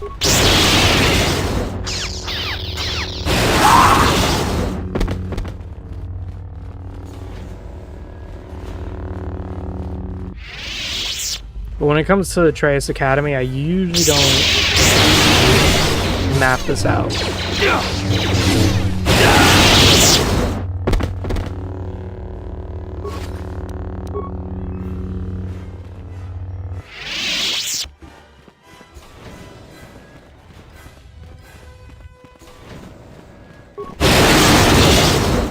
Oh my god, just killed them all in one hit.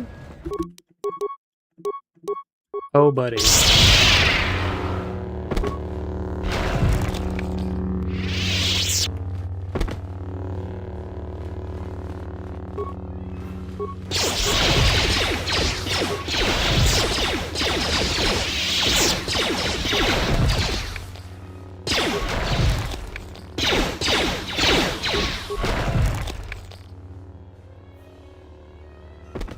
Well, that just one-shots everybody.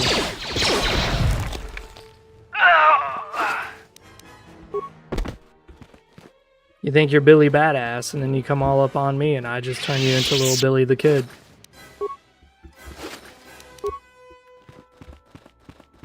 Whew.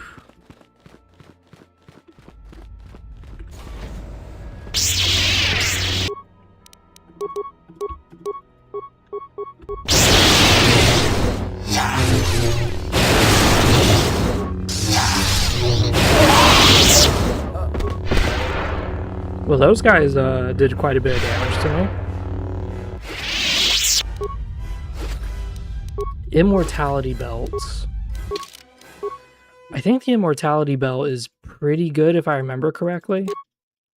No, it's not. It's really bad, actually. Holy crap. Huh.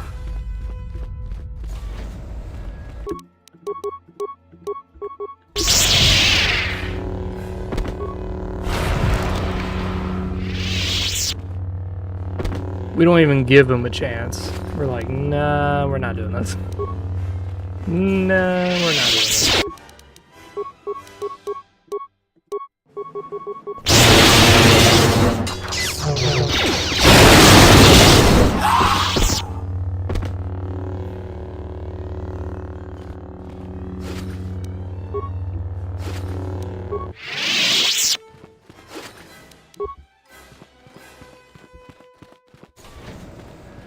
Where is Kreia?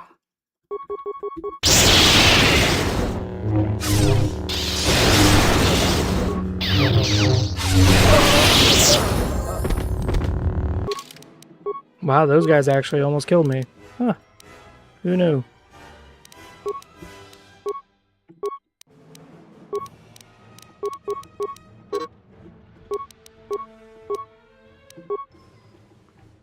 We have better Force Crush now.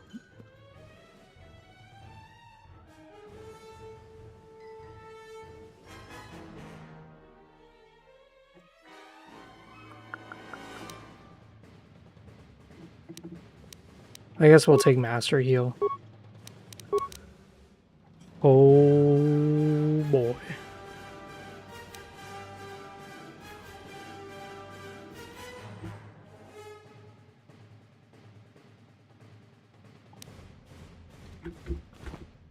So we gain just a better crushing opposition. The point of crushing opposition is you just debuff the shit out of somebody so they have a harder time resisting you. But it's very moot. It's a moot point to debuff just one guy when I could just go in a room and drop 6 guys.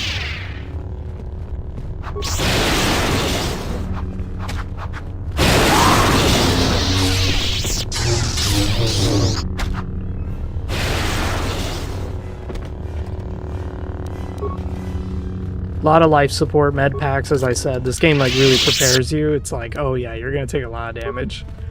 You're gonna take a lot of damage.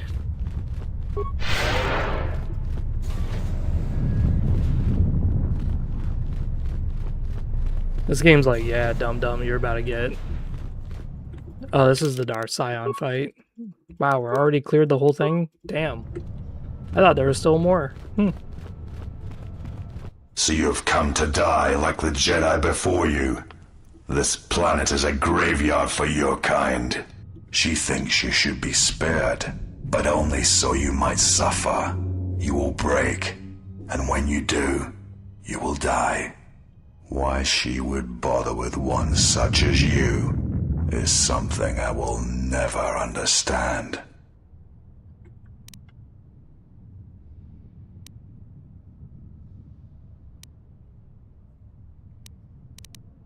Your master is using you. She hopes I will kill you here as a test of my strength. Then it shall be proof that you are not the one she seeks, and she shall accept my loyalty again. Yeah, you betrayed her once and failed. She has no use for you. You are wrong. I have come farther than any of her apprentices since Revan, even you, and I am stronger for it. Yeah, I can hear it in your voice. You know she's... You seek to erode my will. You will not succeed. I am ready for you, exile. I have waited years to see the last of the Jedi fall before me. Only one may serve my master. Oh, Darth Sion, you were about to suffer. Oh my god, he's just like Darth Nihilus. He can't resist me.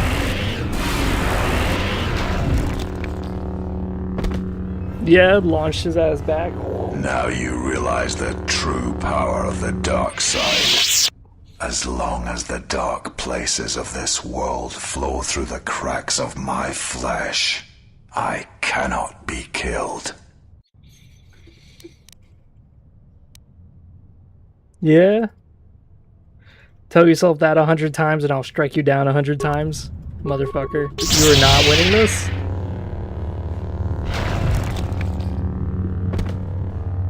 This is that, You're strong. Perhaps she was correct about you. But you cannot kill me. She knows this. I'm gonna slam you into the back of that wall there, buddy.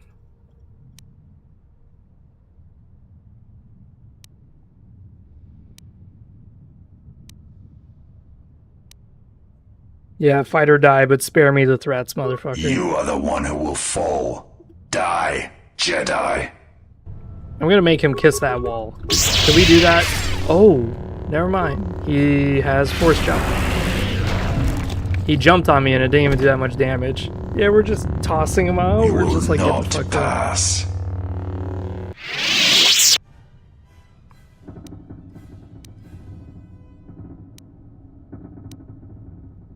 Yeah, I cannot be beaten. Serve me and I shall spare you. I still have the power to stop you. The Force runs strong through the screaming canyons of Malachor. I can die 100 times, exile, and still I will rise again as strong as before. Buddy,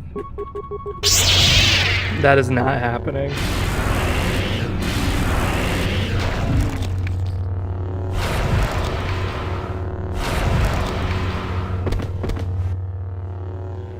I will not fall. I cannot die.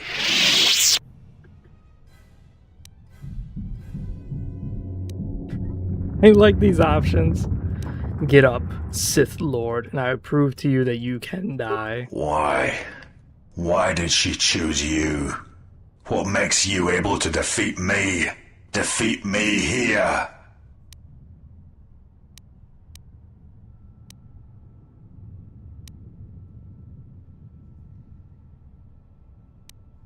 The place is not what matters, it is the man. The Force is who I am. The dark side fills me. It is what I am.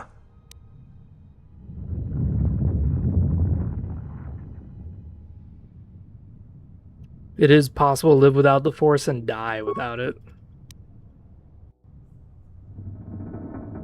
I've beaten you, admit it, finally, and surrender. You have defeated me. Flesh and belief, yes, both cast down. Kreia, she will try to break you, to teach you how far someone can fall. Her weakness is you. She has done all this, all of it, for you. I am glad to leave this place, at last.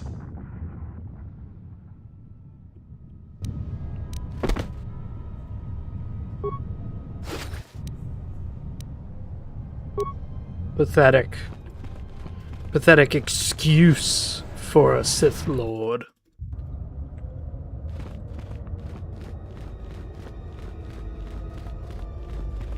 We're gonna save here. And just like that, this is the end of the game. Thank you everyone for watching these streams. These are really cool. Once we're done here... you have arrived. Is Malachor as you remember? Once we're done here, I'm going to start making the thumbnail for KOTOR 1.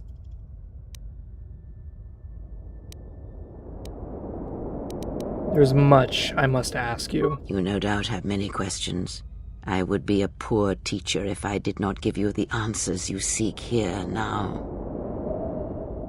Why did you destroy Atris? I never destroyed Atris. She had destroyed herself.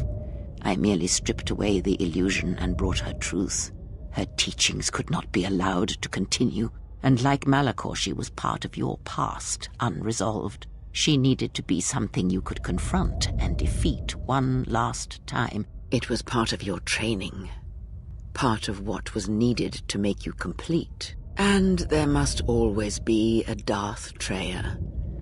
The galaxy needs its betrayers, especially in the times to come. She loved you, you know, as one loves a champion. You were all that she could not be.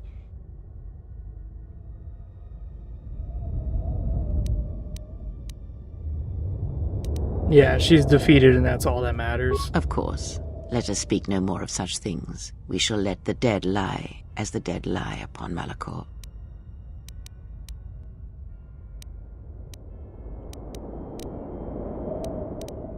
Yeah, the Academy here won't last. I can activate the mass shadow generators again. More talk of machines and threats. If you would end Malachor, then do it, but it will not be a victory for you. You may hold Malachor in your grasp, but I hold the answers to your past and future in mine. Would you destroy us both before learning them? If so, then do it, for you have already failed me. If I had to, I would. You have to be stopped. I know, but there is more than death in this galaxy, and you shall not find it easy. It was difficult to draw you here, but it had to be done. This place is your last test. It is the graveyard of the past, where you lost everything. It is the dark place in your mind that still echoes of failure. Now we shall see if you can overcome the weight of Malachor and silence the echoes that beat from its heart.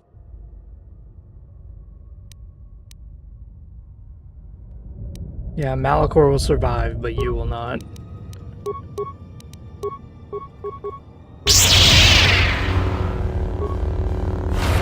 When they get saved, it just reduces the damage that I do. That's all it does.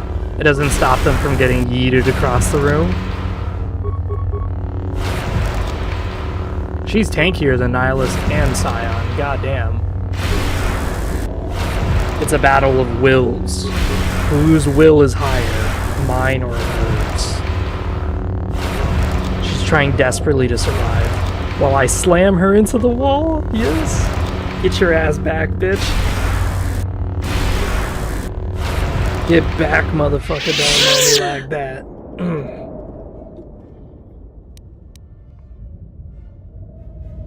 I don't need your teachings anymore. I've defeated you, both in mind and in body. Finish this.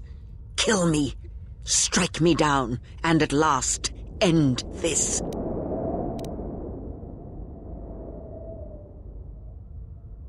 Then prepare yourself. I will make this quick. Good. You have strength. But you have yet to learn the full extent of power.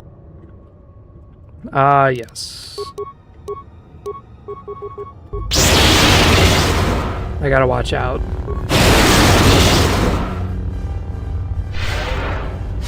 These lightsabers do a lot of damage.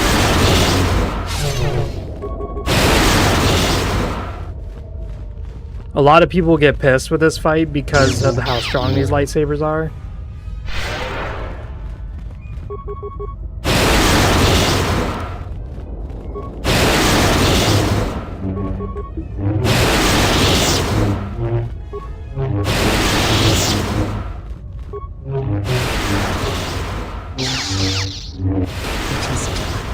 At last, it is done. You are greater than any I have ever trained. By killing me here, you have rewarded me more than you can possibly know.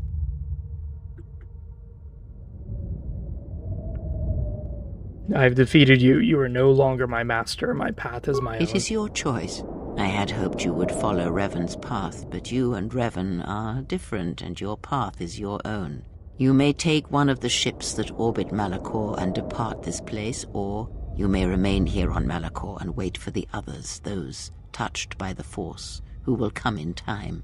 Or you may return to your exile, where your presence will no longer affect the actions of others. There is no dishonor in any of these choices. I only ask that you make the choice without regret.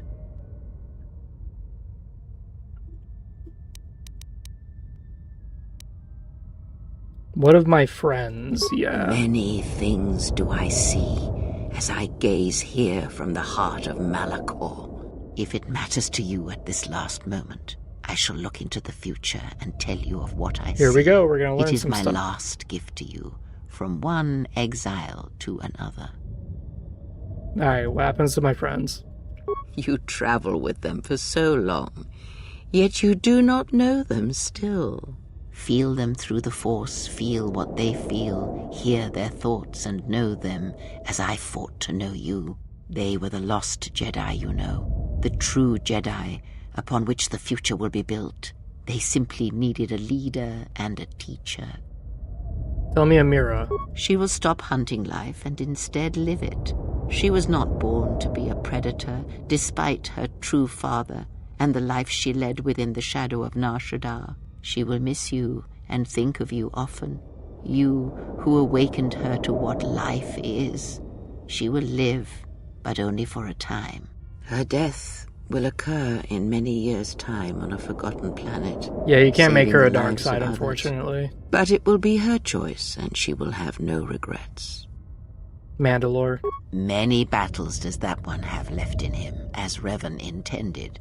A general needs an army as he needs those he trusts. And Canderous is a loyal beast, no matter how much he has broken upon Revan's will. But you know this. Mandalorians?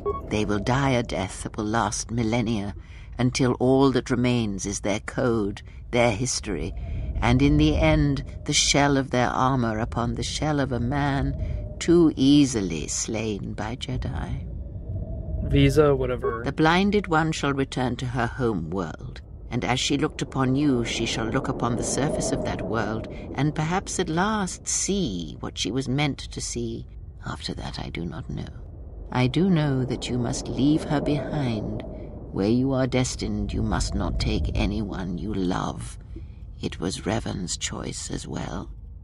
Handmaiden? She will seek to forget you and this place, and instead give herself fully to battle. She will be the last of the handmaidens no longer. Where once she dreamed of the Jedi, she will put such things behind her. The Jedi will always be ones that she will judge, and if she can, punish for being human. What of Atten? Atten shall keep his murderer's heart. Many deaths shall he cause in the dark corners of the galaxy. Always hunting, always finding prey. He shall grow hungry in a galaxy where there are few Jedi, and it will eventually consume him. But I shall say no more. You. I would have killed the galaxy to preserve you. I would have let the galaxy die. You are more rare than you know, and what you have taught yourself must not be allowed to die. You are not Sith, not truly, and it is for that I love you. Beodor and the droids? Their paths are unknown to me, even the small one who waits for you outside this place. I sense it has one last journey for you. You must go where Revan did, into the unknown regions, where the Sith, the true Sith, wait in the dark for the great war that comes. Revan, he came here, was here. What happened to him? It is because he remembered what lay buried here, this place, its teachings. It paved the way to Korriban, you know, the remnants here. And because Malachor, like Korriban, is on the fringes of the ancient Sith Empire, where the Sith wait for us in the dark. Sith have already struck against the Republic. Have we? You thought that the corrupted remnants of the Republic, the machines spawned by technology that Revan led into battle, were the Sith? You are wrong. The Sith is a belief, and its empire, the true Sith Empire, rules elsewhere. And Revan knew that the true war is not against the Republic. It waits for us beyond the Outer Rim, and he has gone to fight it in his own way. And he left the Ebon Hawk and all its machines behind, for he knew he would not need them. And like you, he knew he must leave all loves behind as well, no matter how deeply one cares for them. Why? Because such attachments are not the way of the Jedi, and they would only bring doom to them both in the dark places where he now walks. It would have helped had he made her understand, but she was always strong-willed, that one, and did not understand war as Revan did. Why'd you not follow him? Because I did not know where he had gone. If he had asked, would I have gone? I do not know. But he will need warriors, Sith and Jedi, any who can be sent after him into the depths of space, for any who know the way. Perhaps you shall go there with him and do battle at the end of all things. Instead, I remained here, and now show others the way. What of the Republic? The Republic will fall, as it always has. A fall that will take millennia, under the care of the herds of Ithor. The surface of Telos will bloom again, and its golden fields shall again harbor scientists and thinkers. That's the only good thing we did. Pleasant and peaceful, it shall forget the time that Saul Karath orbited it and brought fire to its skies. But it shall be a home world again to others who will stretch out across the galaxy and bring life. Tell me of Dantooine. Dantooine shall lie in ruins as was intended when Malak's fleet brought death to the planet. Its surface will become home to nomads and primitives who will walk upon the ruins of the Jedi Enclave and not know upon the histories they tread. Nar Shaddaa. Nar Shaddaa shall persist as it always has, but there will be a heart to the world where there was nothing before, where once the lost and disposed were trapped there. Now they will struggle and grow. From despair shall come hope. Onderon. Vaklu shall have a short reign, but Onderon's independence shall persist. As he fought the Mandalorians, his triumph over the Republic shall serve to preserve Onderon against the rest of the galaxy, and Onderon shall maintain its customs, its law, its history, its identity. And most of all, its victory shall give Onderon strength, so that the horrors of the Sith War and the Mandalorian Wars will not soon come to its surface again. Tell me about Korriban. Korriban shall be as it always was, a graveyard for the darkest of the Sith Lords, still whispering within their tombs. It shall always be a source of evil, spawning threats throughout the millennia. It, like Malachor, brushes the edges of the Empire that waits in the dark, and like Malachor, the Sith have forgotten it. For a time, they will remember. Revan knew this. What are my allies? You travel. Okay. Enough. Die now and trouble me no more. Random scream. Yes, now let's see if Malachor will accept your body, old woman.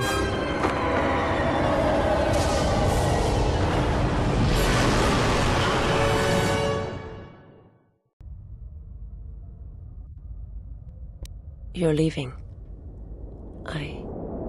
I would come with you, if you allow it.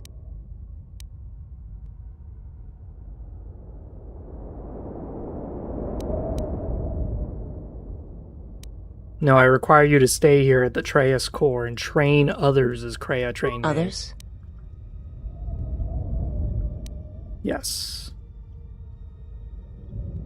You must train them until they are ready to pass on to the next war. I will do as you ask. If it is important to you, I shall see it through. Your journey. Will you return? No answer, just walks off. Damn. Need any company? I mean, I'm not doing anything. Besides, if I'm not around to bail you out of trouble, who knows what could happen. All right then. Where are we going again? I mean, because last time we were heading towards this mining colony on the edge of space, and there was this Sith Lord, and... So Visa is now a master, and she teaches the dark arts to people who come. Onderon is going to send us all their Force-sensitive children, so that's going to be interesting. We have an army of droids, and now we have an army of Force-sensitive people.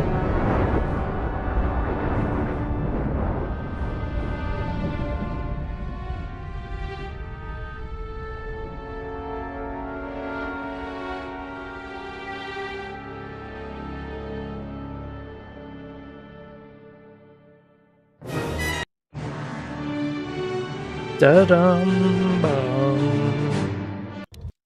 Alright. Just like that, we beat it. We are so evil we're on the main screen. I love it. Oh yeah, unlimited power. We acquired all dark side powers. So when it comes to KOTOR 2, I want to make a thumbnail. And I already know what I kind of want to do.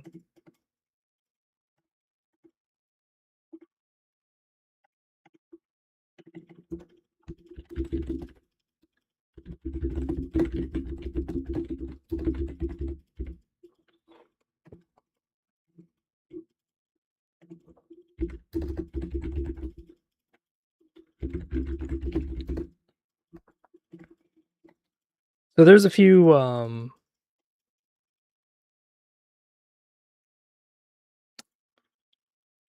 I'm trying to look for like the right concept art because there is one that was like really cool.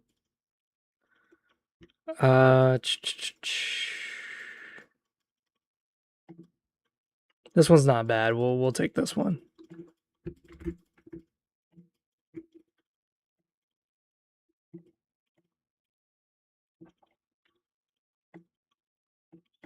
We'll flip this around. Yeah, that looks better.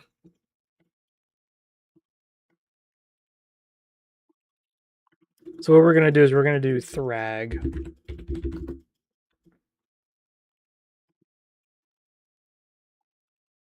Because what I think we can do.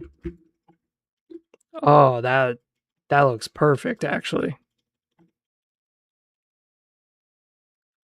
So what I think we can do is we can actually change the color scheme of this.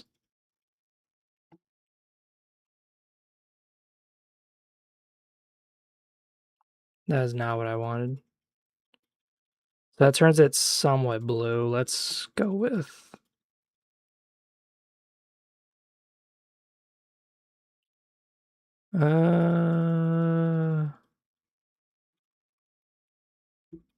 I kind of like the yellow and white, so we'll do that. And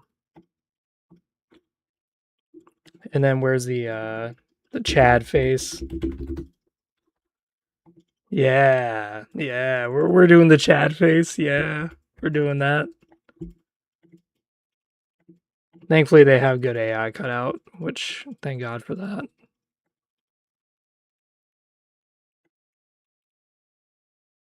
Now, what we need is we need to erase.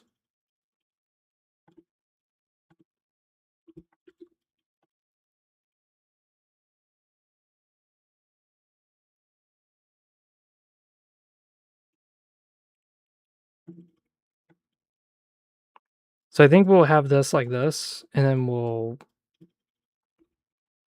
flip this a bit. Yeah. This is my really shitty editing skills coming into play. So we're gonna kind of make this head a little bit bigger. Yeah. And then what's the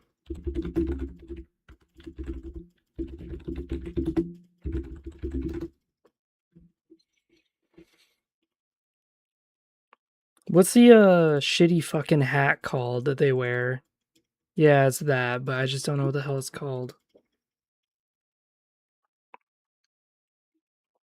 Yeah, I want that hat. I think we could just take this, honestly. And then we're gonna enlarge this so that way I can actually like see it. Okay, so now we're gonna cut out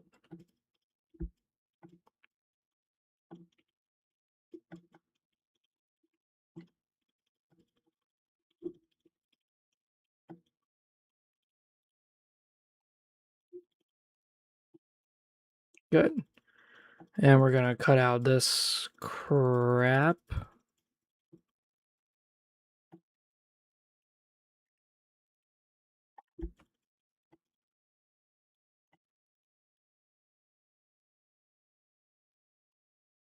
Yeah, that does not look good. That does not get the bitches. I'll tell you what.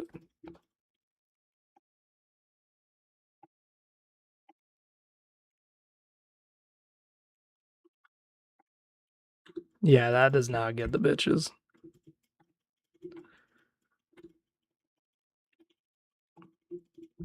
So what we can do is we can actually adjust the hue of this. And it doesn't matter because it's grayscaled. That is perfect.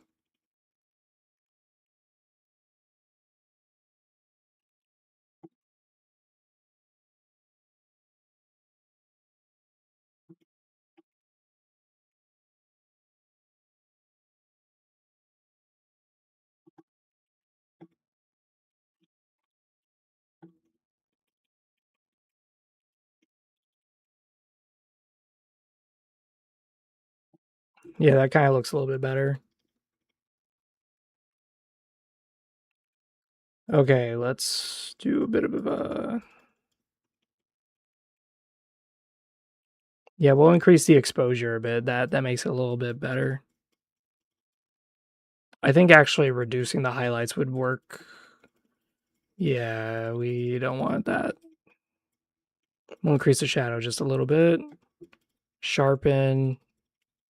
Yeah, that actually looks really good because then it blends in with the comic style. We just got to cut out the neck a little bit more. Clarity. We'll enhance it just a little bit. Just a little bit. Not much. All right, so we're going to remove.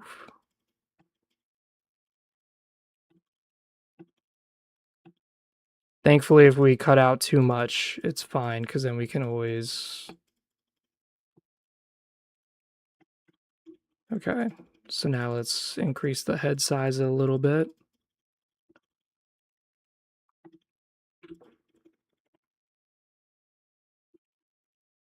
I think that looks pretty okay. It's just, I want to change the, yeah, let's add a filter. I usually like this one, the ragworm, but I don't think it looks right.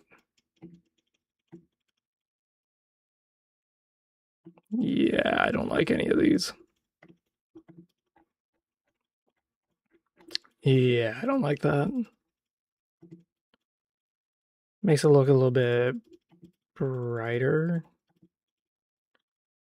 Yeah, that's not good. These are not like, these are not amazing filters, I'm not gonna lie.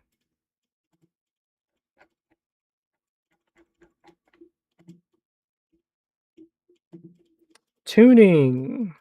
That might be more what we're looking for. Clarify. That actually looks better. That looks a lot better. I like that. Yes.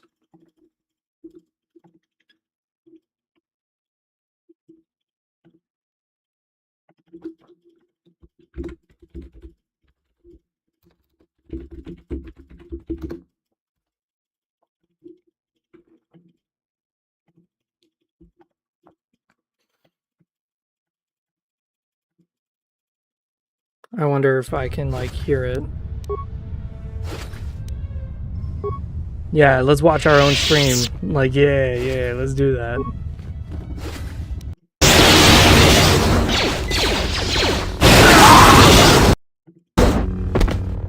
That is just so beautiful. I love seeing that.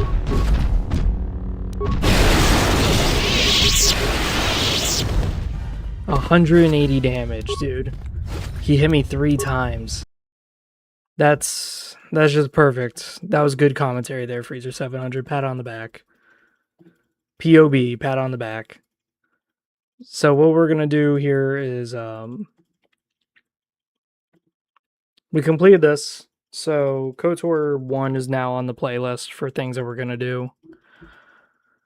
I've been playing Rome 2 again, I know. I'm a scumbag. God. Nearly 250 hours on Warhammer 1. 1,100 hours on Warhammer 2. And then 540 hours on fucking Warhammer 3. Oh my god. Can I go download some life? Jesus Christ.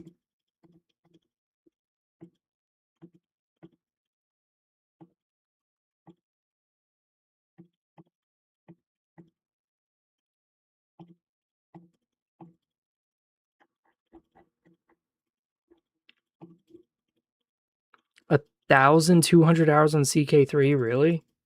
Damn. Right now I have a playthrough going on CK3 where I play as the Kingdom of Jerusalem as King Baldwin. And I managed to defeat Saladin and wipe out pretty much all of Egypt. Because there was a crusade, and I quickly made it where the crusade targeted Egypt, which is Saladin. And they literally wiped his ass out. They wiped him out so good. The only problem is now is that, you know, I need to make like an heir as quickly as possible. Like I need to give my wife the business. Give her that deep peen and then get the Kingdom of Jerusalem expanded some more, but we'll cross that line whenever we get there.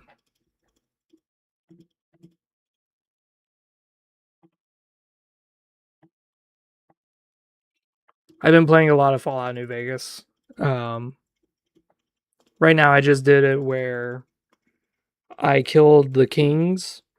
I wiped them out because I'm playing a guy named Dickie Smalls. And Dickie Smalls is supposed to be an NCR guy. But I wanted him to be the NCR guy who, like, embodies pretty much the true NCR way, which is just wipe out other minor factions. So the Great Khans, I'm just going to wipe them out. The Boomers, going to wipe them out. And you may say, what? That's not how NCR is. That absolutely is. They usually kill whoever they can get away with. And they only make deals in diplomacy with people who they can't stomp. That's the whole reason why Mr. House is like, he had to organize the 3 families, the 3 casinos. Because if he didn't have their manpower, NCR was going to try to stomp his shit in. So he's like, okay, I need to get them at the bargaining table. And that was his only way of doing it, was to present a formidable size army in front of the NCR to the point that they had to recognize it.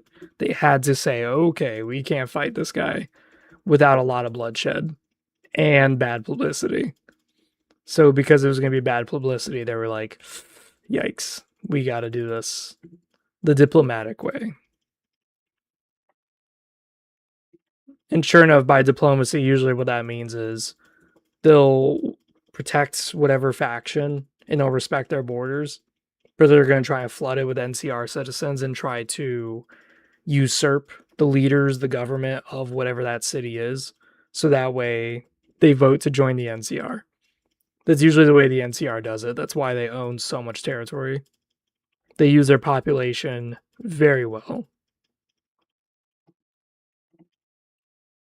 It's really clever how they wrote the lore of the NCR in Fallout New Vegas, where it makes it very hard for you to actually want to support them.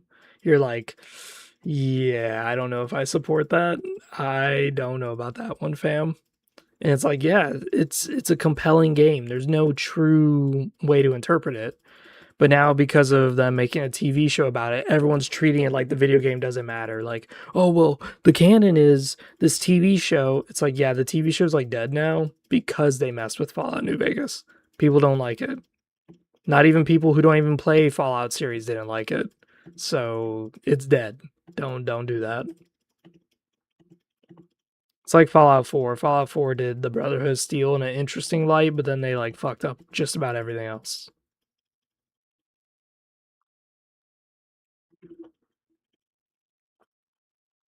Ugh.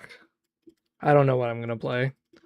I was doing Baldur's Gate 3 as Astarion, and I'm finding it more enjoyable than playing as your own custom character. One of the reasons why is that this game really focuses on morally gray characters and being morally flexible. Look at them. Look, every single character on this screen is morally gray or evil to some extent. And when I was doing a live stream as the dwarf, I was trying to be a good guy who was honorable, who was refusing to give in to power and just fighting as a dwarf. That railroaded me so hard. I ended up having to kill a lot of the characters that everybody says, oh, you shouldn't have killed him. You should have talked to him. Okay, why do I talk to a guy who worships an evil god who's trying to force his religion on me? Why would I want to talk to a guy who tried to pick my pockets and then openly spat in my face when I caught him and said, well, fuck you, buddy. It's like, okay, well, I'm an honorable dwarf. I'm going to just kill this guy. Why the fuck would I even bother with this? I really don't understand people when it comes to roleplay.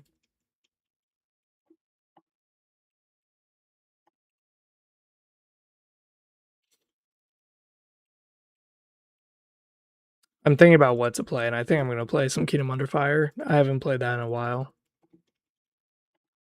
Yes. I need to set up a Kingdom Under Fire fucking live stream thing. Isn't that perfect? Isn't that perfect? I gotta remember.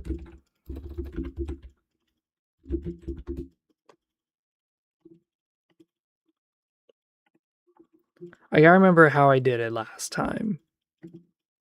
Because Kingdom Under Fire Crusaders is a little hard to capture, I think, if I remember.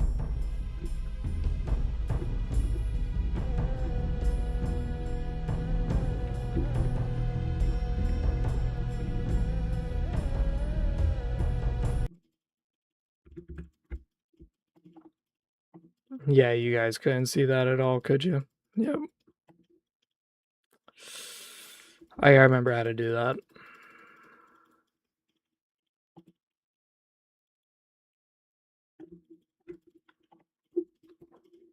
Let's see if good old Daddy Google has the answer.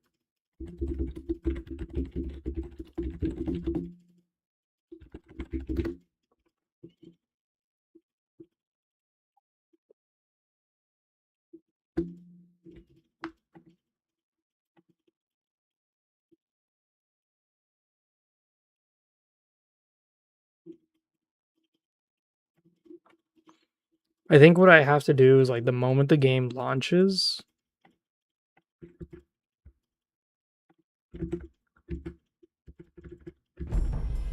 Fuck, I didn't do it in time.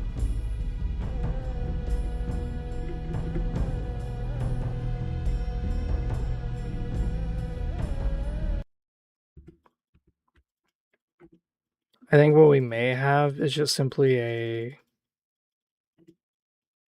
Yeah, I think this is the only way to do it. Let's experiment, shall we? I think this is the only way.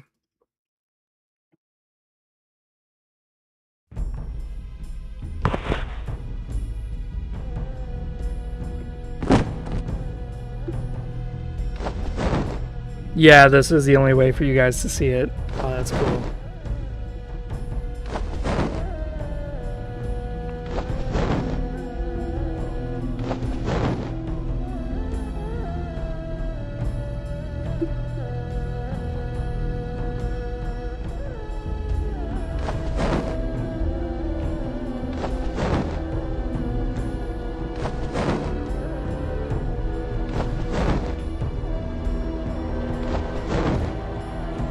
Now I hope it kind of remembers...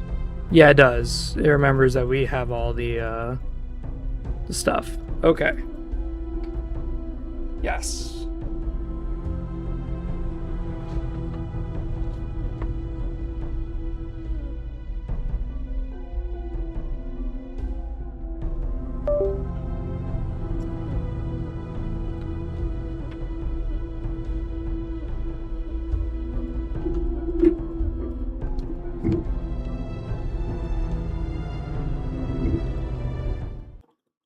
There we go.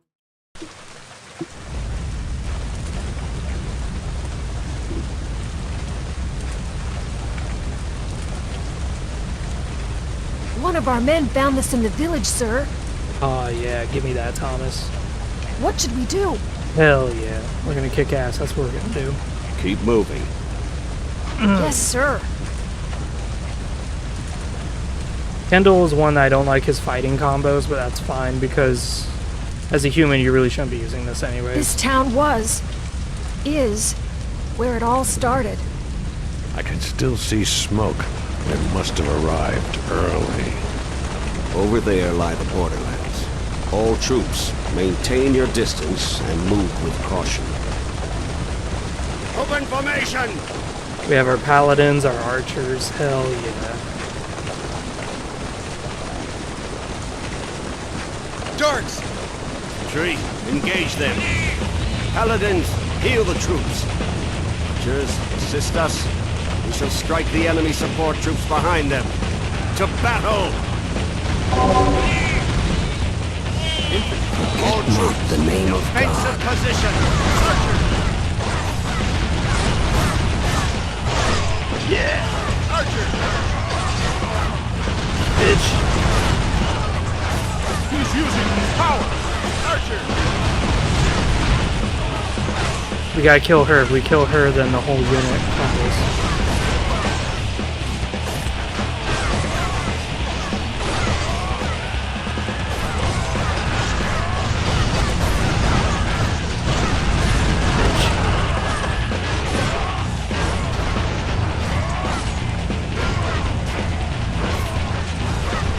Come on, die already. Archers ready. Infantry, infantry, ready for order. Duration, yes. Forward. Infantry, halt. Duration, yes.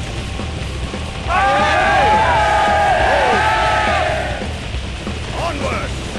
Infantry. Obey the divine will. Your orders? Archers! Infantry, ready. Forget not the name of God.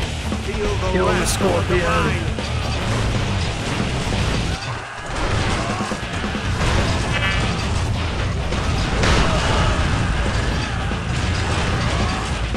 Good job, Dwayne.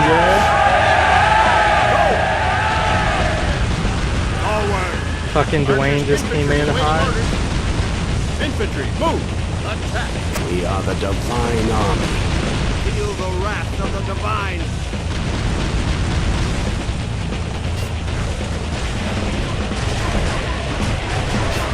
The archers!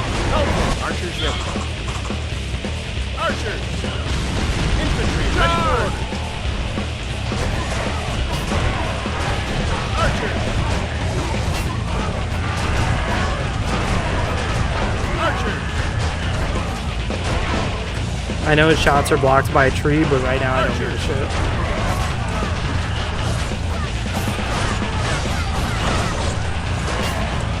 Hello, folks. Get away from the darkness! Archers! Magic user. Maybe even undead. Everyone proceed with caution. They have spellcasters. Shall avoid their infantry and slay the magic users first. The wrath of the divine!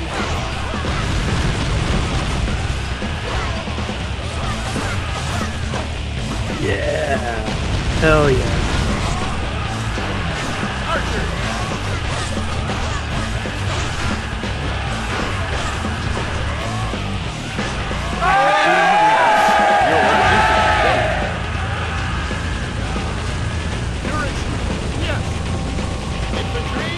Infantry, halt! Move out! Archers! Slay them! Charge! Archers of infantry awaiting orders. Duration, yes! This archers! Forget not the name of God. Feel the wrath of the divine. Archers!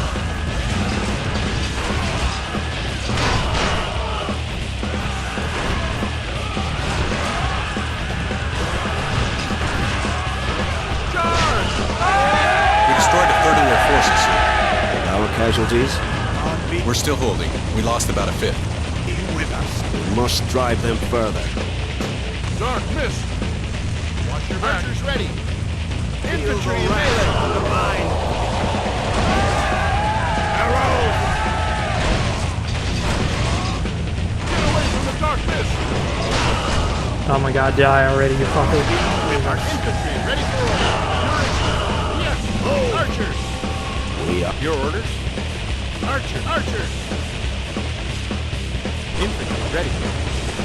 Go. Obey. Charge! Archers awaiting orders. Infantry awaiting orders. Infantry. Forget not the name of God. He's using his power. Archers. Shit, we didn't interrupt her in time. Yeah, we're about to take a lot of damage.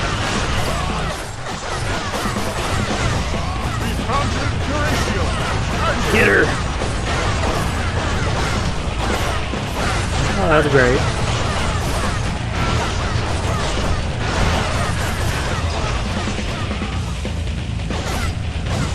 Yeah, fuck it. Just add some orcs into the mix.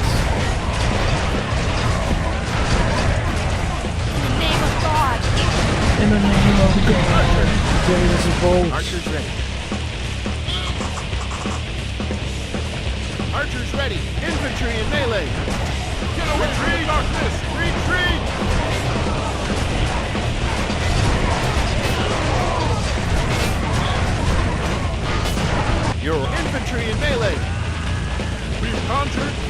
Horatio! Infantry, charge! Infantry! Archers! Oh, archers awaiting orders. All archers! Infantry, ready for orders.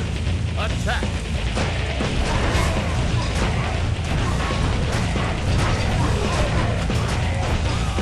Beware of the vine! Archers!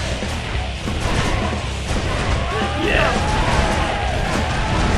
Archers ready. Archers ready. Archers! Yeah, let's burn the forest. Burn it, burn it, burn it. Infantry and melee. We're gonna burn the fucking trees.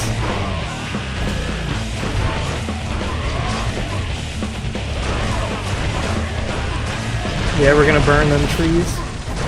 Your orders?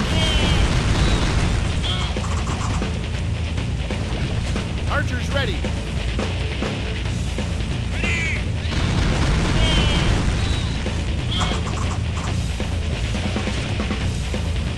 Infantry and melee. Did that not work? Archers. Beware of the vine.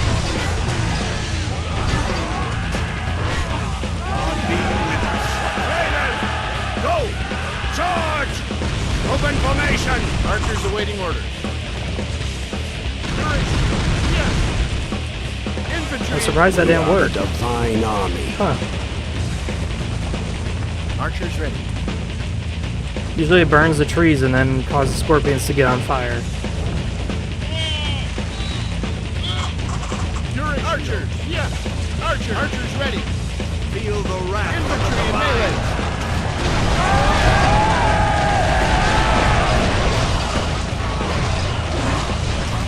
Follow the divine will.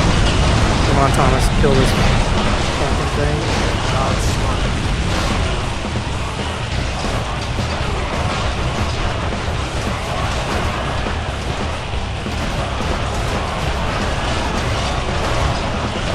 Get it, get it, get it, get it, get it.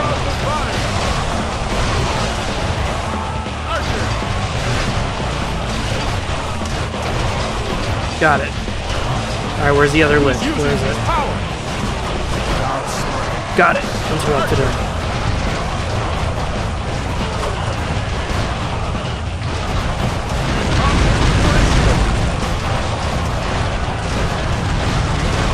Your orders? Alright, for some reason I'm taking a lot of damage. We've conjured Horatio.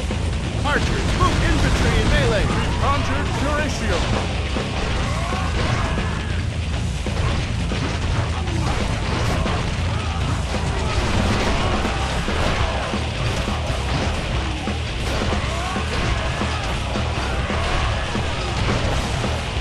We've conjured Horatio.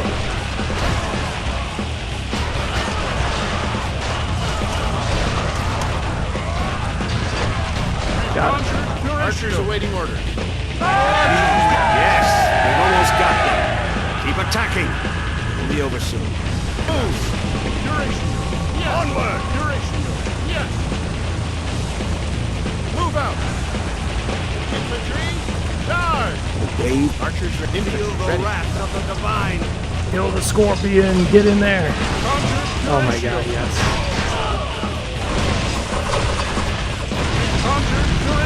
There's a scorpion. Bring it down first. Give him hell!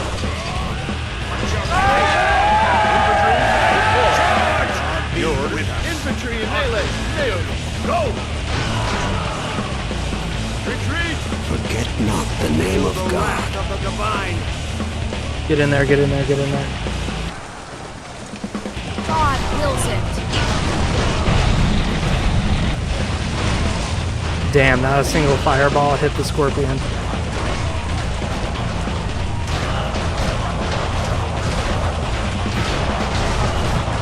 He's using his power. In the name of God.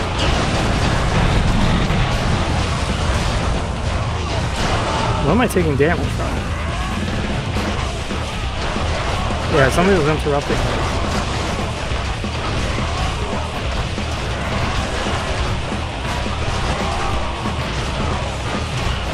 This is the reason why I hate Kendall's fighting style.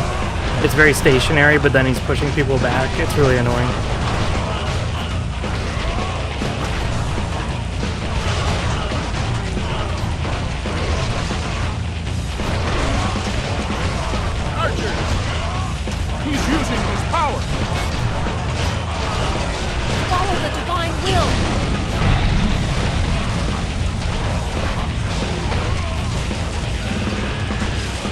Well, Thomas, I was kind of hoping one of your fireballs would hit the scorpion and just insta-kill it. Please send them to their grave. Securing shield. Yes. Forward.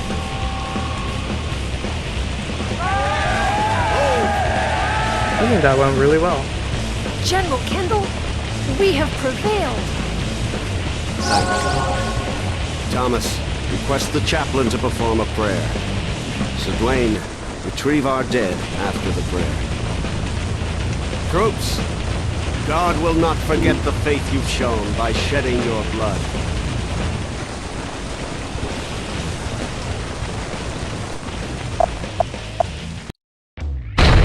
This is Ecclesian, right? No, Thomas. There wasn't much resistance in the borderlands, but it won't be so easy from now on. An outpost has been erected within the Axis lands. We march on until we reach it.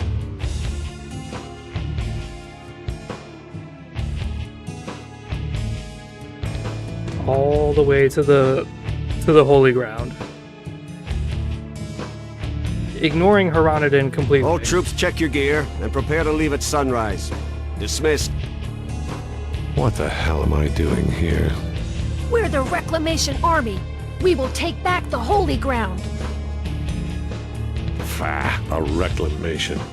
Lad, why did you join the army? The promise of travel? I volunteered, sir. I'm surprised you made it past the age restriction. A squire, are you? Must have some connections. I follow the divine will. Thomas is Captain Walter's son. Ah, the captain of the Guards. Ho ho, we have a noble lordling here. I'm honored, lad. Why did you volunteer for the Reclamation Army, Sir Dwayne? Me? I'm second cousin to the... He wanted someone he could trust to tag along. But please, no special treatment for me, General Kendall. Think of me as you would any subordinate. Actually, you strike me as the more insubordinate type. General, you wound me. No, I'm just here to earn a little gold, doing what I do best. As much as I want to go, though, I think we're being sent in too early, General. This is a holy place. It's Ecclesia's duty to protect it. And I think we entered this war too late. Duly noted. But I alone will decide when and where we attack.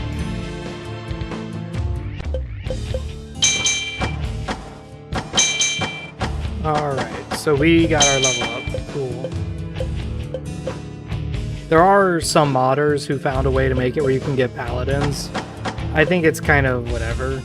It is something that I wish that they did add in the game, but... Alright, Sir Dwayne, you're going to be my mortar guy. So 7 and 10. Beautiful.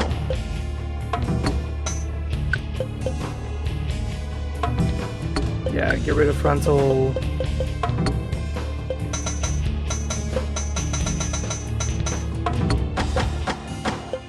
Beautiful. We have our mortars. Mortars ready for orders. Hell yeah.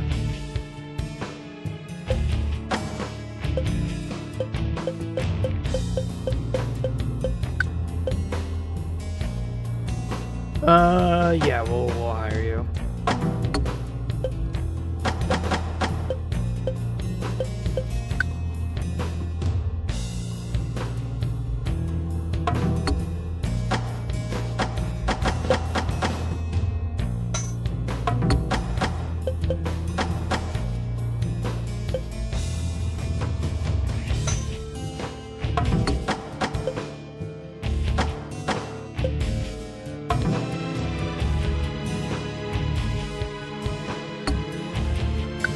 We don't get XP.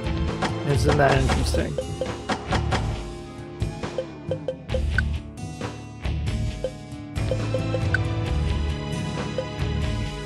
Isn't that interesting? We don't get it. Let's consolidate the troops.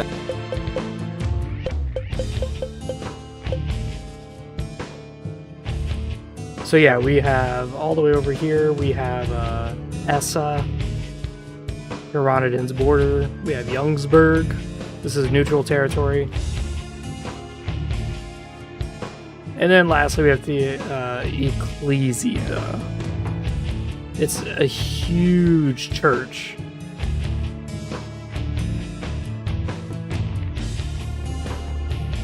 I think that's really cool. I like that a lot. And you have your map. Now, I do wonder if modders would be willing to open up the map south here, because this is supposed to be the territory of Azilla. And I mean, they did flesh out the topography, they just didn't add Azilla to the area, which is kind of questionable. But I think it would have been really cool if they added Azilla.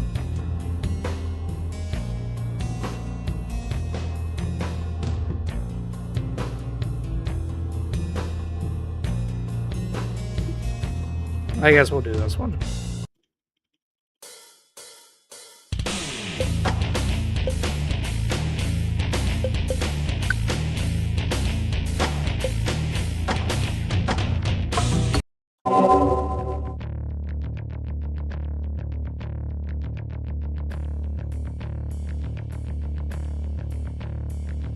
Forward! Mortars ready!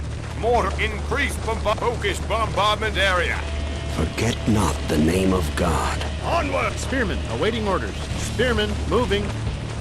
Mortars awaiting orders. So our mortars is our big dickus. So we're going to use him to try to wipe out these scorpions. We are the divine army. As you can see, there's like dead bodies everywhere. I like this map because of the fact there's dead bodies everywhere. I think that's a great little touch, little detail. Slay them! Go for lightning! Charge! Spearmen ready. Mortars are ready. Obey the divine will. That's rude. Under the Curatio. Feel the wrath of the divine.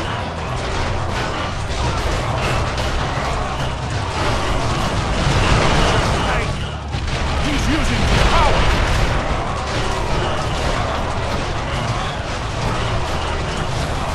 Spearmen, mortars ready. Just like that, we're nuking the Fire away! Increase bombardment area!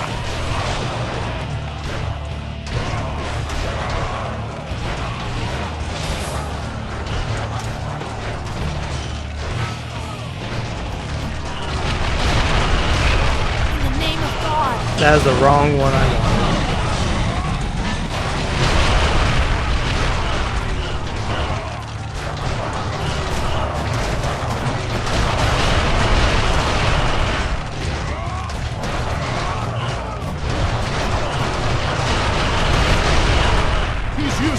Oh God.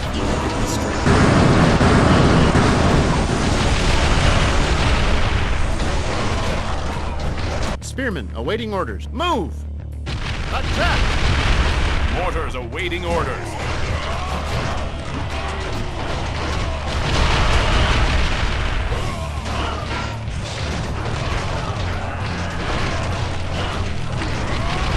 Spearmen ready for orders.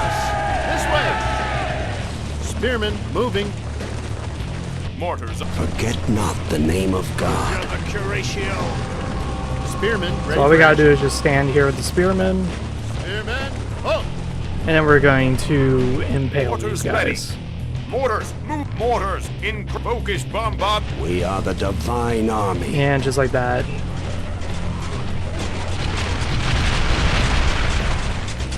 Despite being out-leveled, we are not outbrained. I will tell you that. Follow the divine will. Yeah, those are going to be the quickest wipe. Yep. God be with us. We prevail. Focus Mortar fire increase has destroyed bombardment them. area. Focus increase bombardment area. Obey the divine will. Under the Curatio. Under the Curatio. So this is the RPG game I'm trying to make in spirit of is this game. You see the millions of dead bodies? Yeah. You're going to probably lose your character like 10 or 9 times. It's going to happen a lot. Spearmen ready. Mortars are ready. Fire away. Shot. Forget not the name of Here comes God. a Dark Elf cavalry. Yeah. Slay them. I'm stuck. Under the Curatio. Out!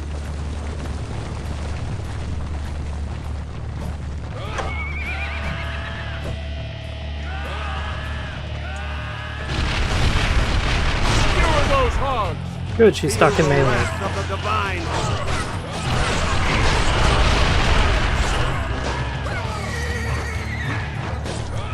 Yeah, get stuck in melee, little bitch.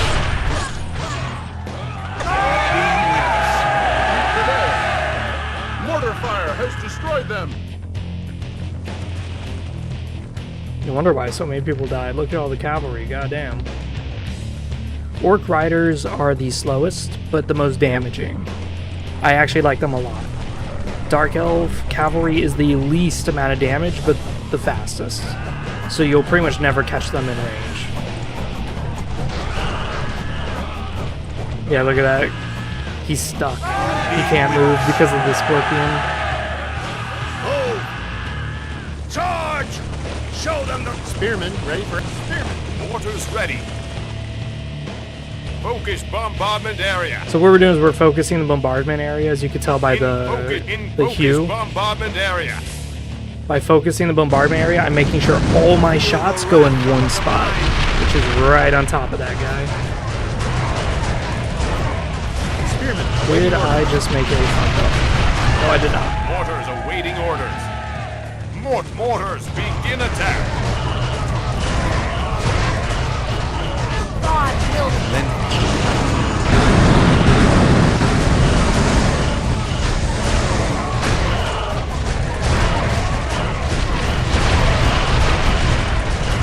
Skewer those bombs. Boom. Oh. Yes.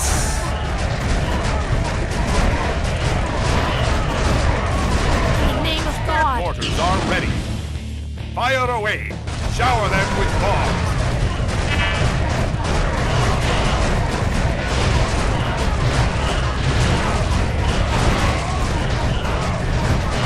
Spearmen are like the best melee troop, I swear to God. They have extra defense and they also like do a lot of damage. They stun lock a lot of enemies.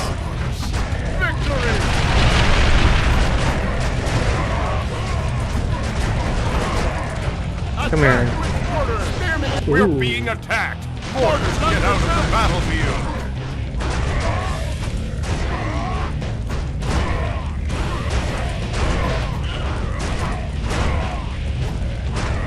Spearmen. Mortars ready. Mortars halt. Mortars begin attack.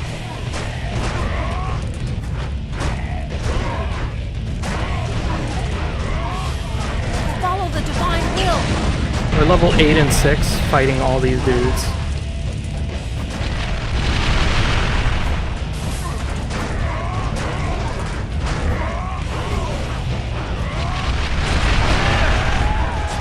Mortars awaiting orders. Increase bombard. Fire away. Shower them Our main with damage bombs. dealer is the mortars. That's the reason why I rushed it, was because the mortars are just so goddamn good. Yeah.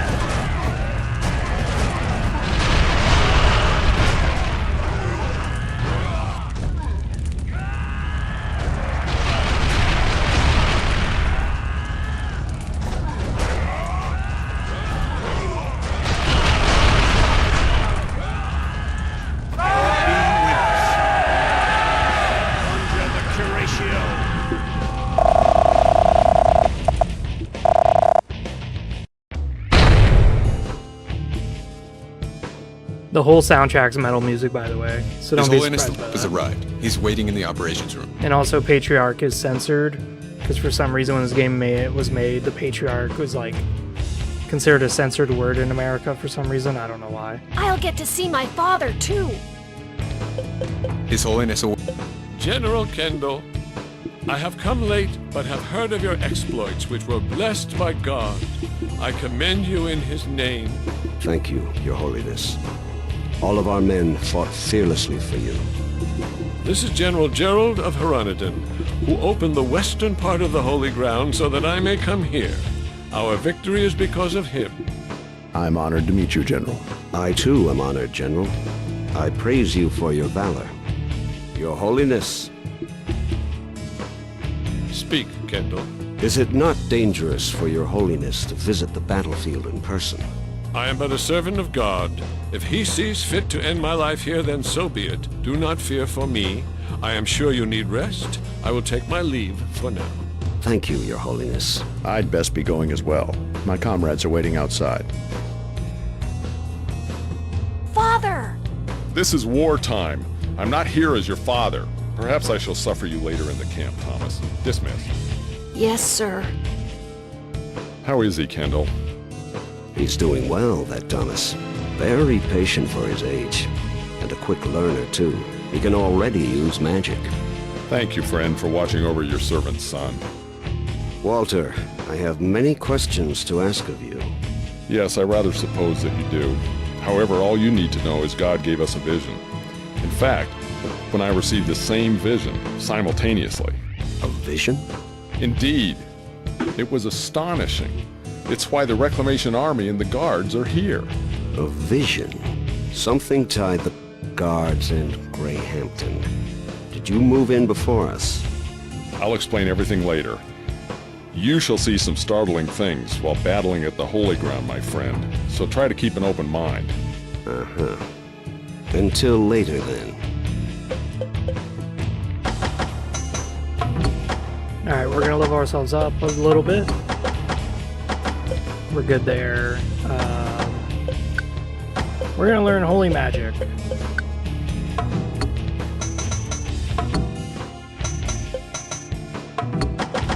Alright, now this is a Longbowman. Longbowmen are obviously longer range, and they're just usually better.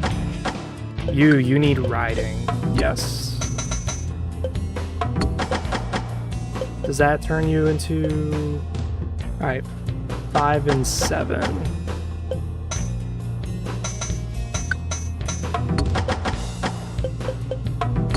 Oh, whoops, I got it mixed up. Boom, heavy cavalry. Yes.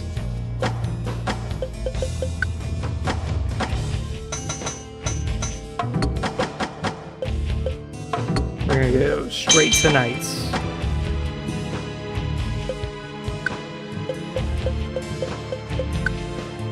XP earned 20%? That's better than that. Yeah, stick with this. Oh my god. 20% XP, you kidding me, dude?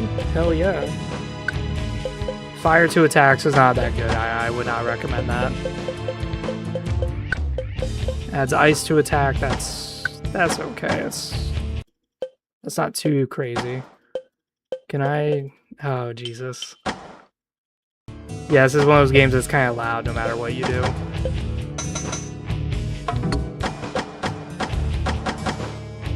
I'm so glad my father's here. Yeah? The Guard captain is here as well, eh, General Kendall? Indeed he is. Are you planning to seek an audience with the Sir Dwayne? Nah, all that bowing and gesturing and kissing his ring. Who needs that? You're truly a strange man, sir.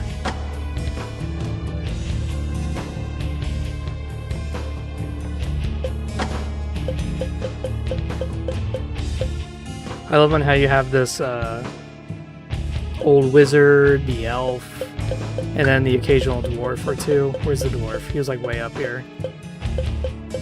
There he is, the dwarf. Yeah, look at the eyebrows, dude. How big the mustache is. Oh my god. That's just awesome.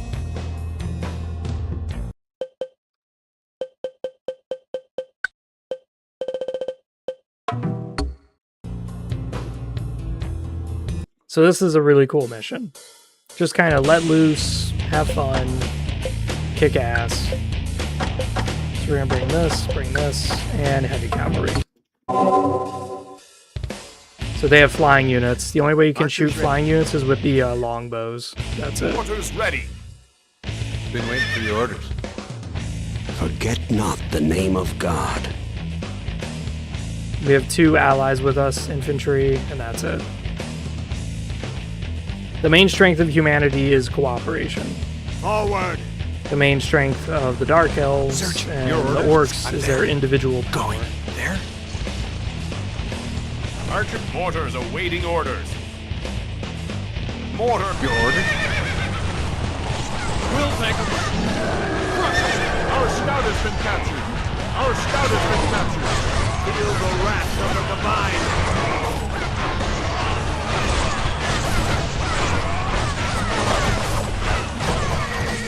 Archers ready. Archers! Warriors are ready. Focus bombardment and cavalry. We'll take them.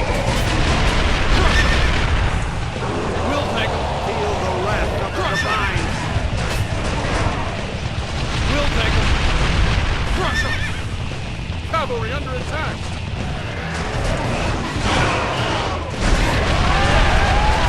Alright, we're fighting elite orcs.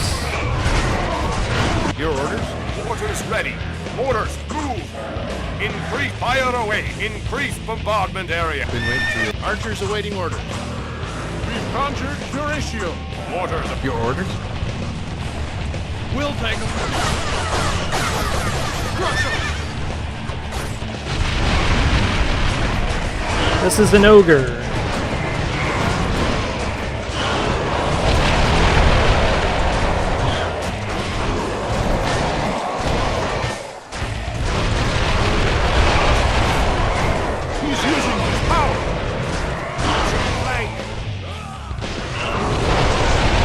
Got it. We've conjured Curatio. God be with us. We'll take them. We are the divine. Slay them! Charge! Let's cast Meteor. Yeah, let's do it. Archers, nailed it.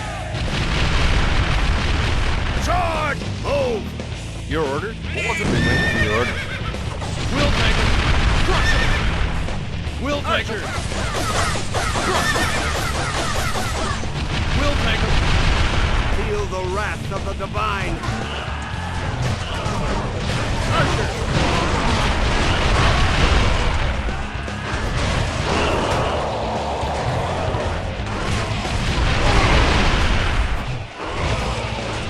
God smile. Cavalry under attack. Got it. Killed him, yeah. Cavalry under attack. Be with us. Archers nailed it. Mortar fire has destroyed them. Slay them. Under the Curatio. Onward. Go. Charge. Show them the wrath of God. Move. Archers, mortars await your orders. All troops. Strikes in position. Obey the divine will. Slay them! Archers ready. Forget not the name of God. Conjure the Curatio. Run! Engage the Nihilus. Crush them! We'll take the wrath of the divine. This way! Crush them! We'll take crush them! This way! We'll take cavalry! Move! There we go. Now that we have higher melee, we're actually doing a lot of damage. Oh my god, yes. Once you kill the leaders, the entire unit just crumbles. Open formation! Archers await. Mortars ready. Focus bomb. Increase bombardment area. Cavalry. We are the divine army. Charge! Show them the wrath of God. Cavalry's going in. Hell yeah. Under the Curatio. Get in there, get in there. In the name of God. This is gonna roast that fucking. Oh my god, Thomas, you missed. Well, now we just lost a knight because of Thomas. 2 knights.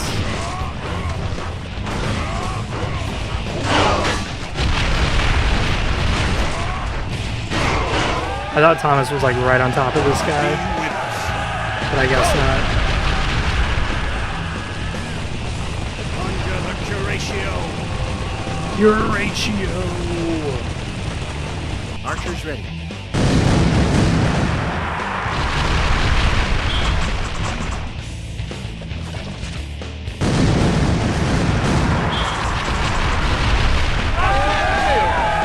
Mortar fire has destroyed them.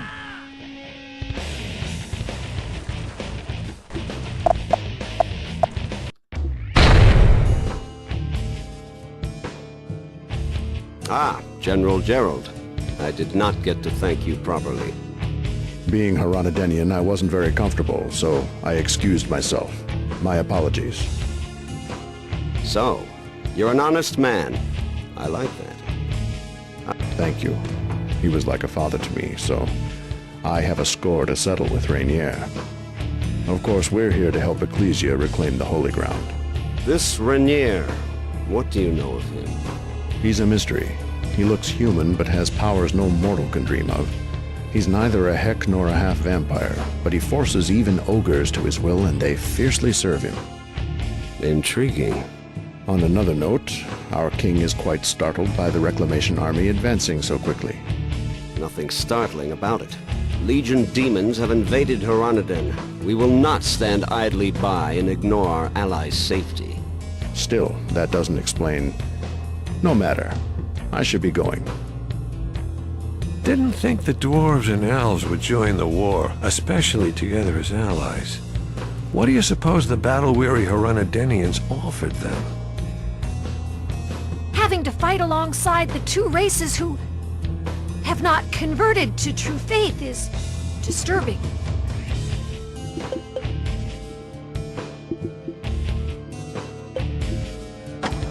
I like the dialogue in this game. It's like,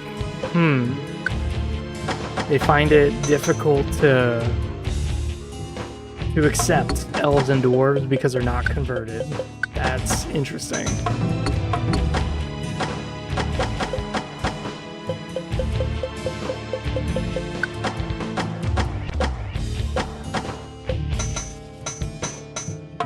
Perfect.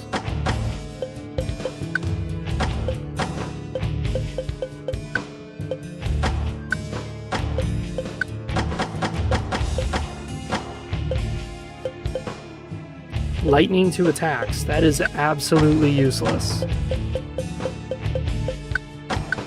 Yeah, lightning to attacks is useless as a human, just because the Dark Elves and the Orcs don't have armor, so there's no, like, electricity weakness. It's kind of cute, though, that they put that in the game. It's like, ha, that's really funny. That's not gonna help.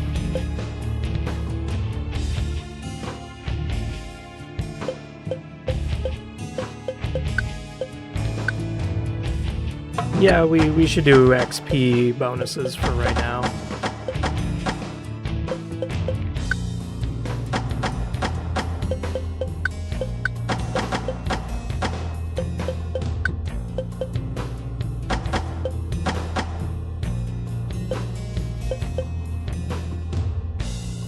There we go. This is making me want to, I think my stream just stopped. Oh, my game crashed. Really? Really, really? Oh, wow.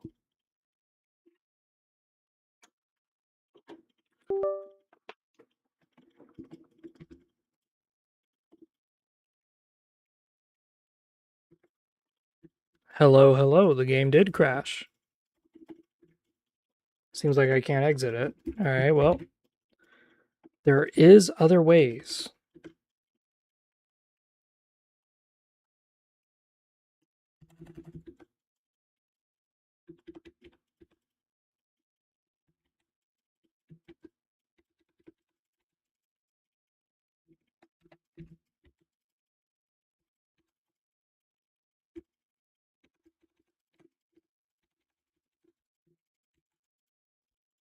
There we go.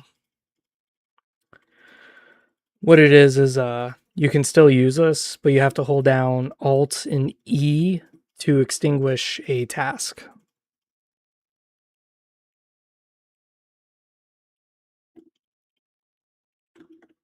Well, that's a bummer. But yeah, you know what? I gotta think about this for a minute. So I've been making this game, Kingdoms of Oblivion, which is supposed to be just like Kingdom Under Fire, as you can tell by the artwork. I really like the artwork. I really do. But I think I may need to change this.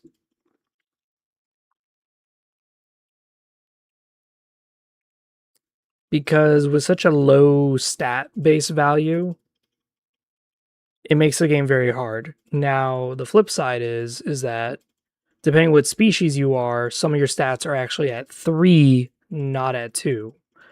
So, and then there's a lot of skills.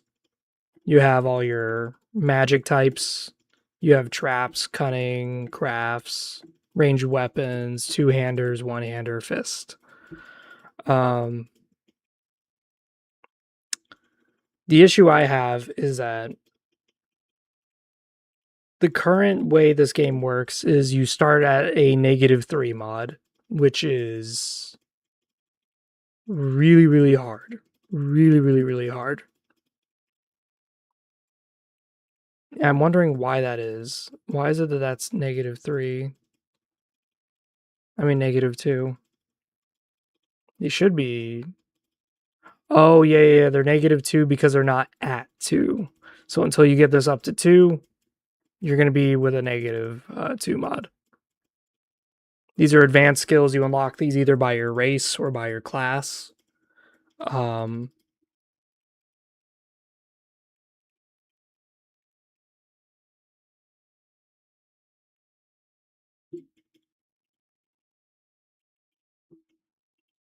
There would be more magics down here, but I was like, ooh, I don't know if I want to expand this. Like soul magic. I want soul magic to be only unique to vampires. So if you play vampires, that is it. That's all you can do. But vampires would have their own issue, which is that they have great stats, but that's all they're stuck with. When they level up, they don't get better stats. They instead have to use their soul magic to possess creatures. So the way it is that these are your races. Elves can have intelligence of 8 and perception, but their maximum endurance is 3. Dwarves have 1 extra endurance and intelligence. Reduce their movement by 2. So that means they start the game with 3 endurance, 3 intelligence, 2 strength, 2 everything else. So that means when they hit level 2, they can already have 4 endurance, 4 intelligence, whatever it is they want. Krakatorans have an intelligence maximum of 3, but they get +2 skill points in any skill that you choose, and +1 strength. So Krakatorans might be the easiest faction to play right off the start of the game, because you get +2 skill points in whatever it is you choose, and +1 strength.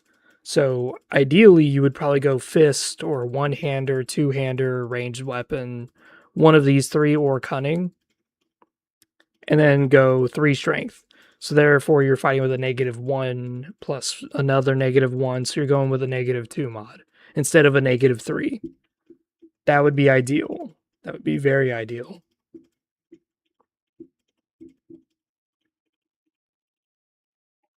The other thing is human. So if you play human, you have to choose your culture. Culture unlocks advanced skills. So Kurnish have the foraging skill, Fryrens have the horseback skill, and Theocratians have the carrying skill. Then you choose your gender. If you're a female, you get +1 perception and charisma. So that means that you have 3 charisma, 3 perception. If you're a male, you have 3 strength, 3 endurance.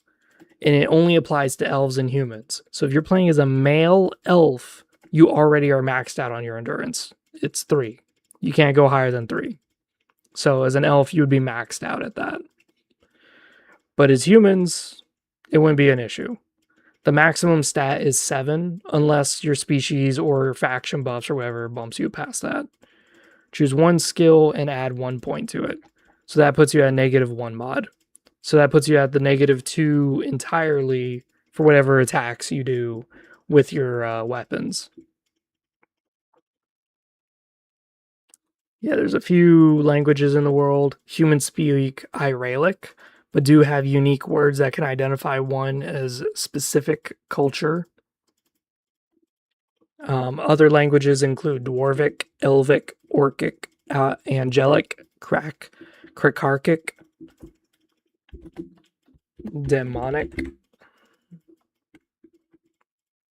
All holy scripts are written in Angelic, and most runes are written in Dwarvic. Only dwarves and humans can cast holy magic. That is very big. So from here, every time you level up, you get 1 skill point at every level, 1s through 18, max level's 18. Skill points can be used on advanced skills once they are unlocked. Magic skills, blah, blah, blah, are separate skills, and any item that says magic skill, like staves, are going to be using the highest valued magic unless it is restricted by type. Experience goes by 10, so level 0 is 10 XP to level up to 1. Then you need 20 XP to level up to 2, so on and so forth. Very easy to go through. You gain 1 stat point at every even level. So level 2, you get 1 extra stat point. Level 4, blah, blah, blah. Stats cannot go above 7.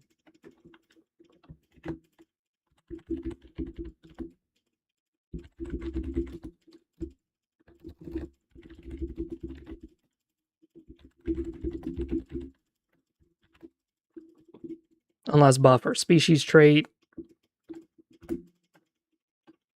If stat drops to 0, you die. Skills can increase to a maximum of 12. That should be Bolden. Wisdom. Players gain wisdom for every critical fail they suffer. 1 point of crit fail.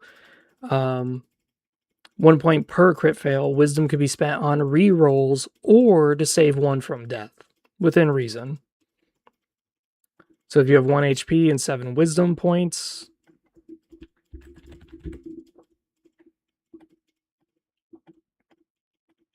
so you can save yourself from death. When making an attack, you would use these modifier rolls. I kind of like this.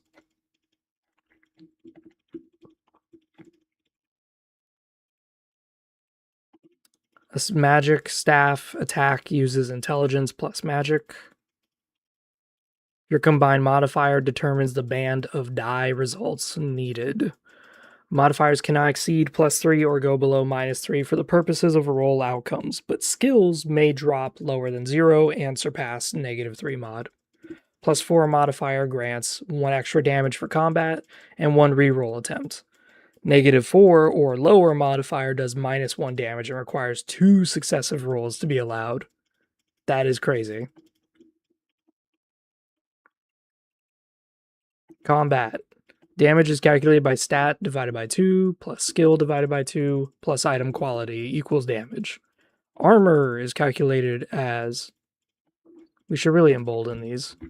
Boom. Boom. Fist. Staves. Traps.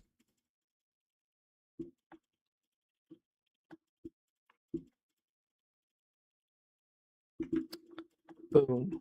Okay.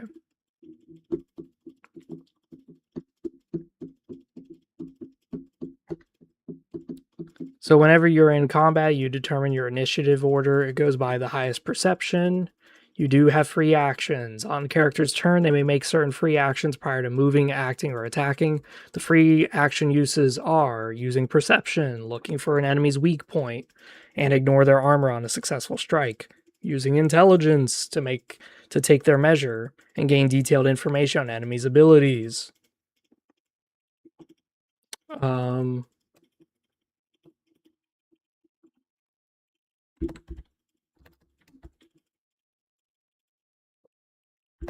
Encouraging or goading enemies. Charisma.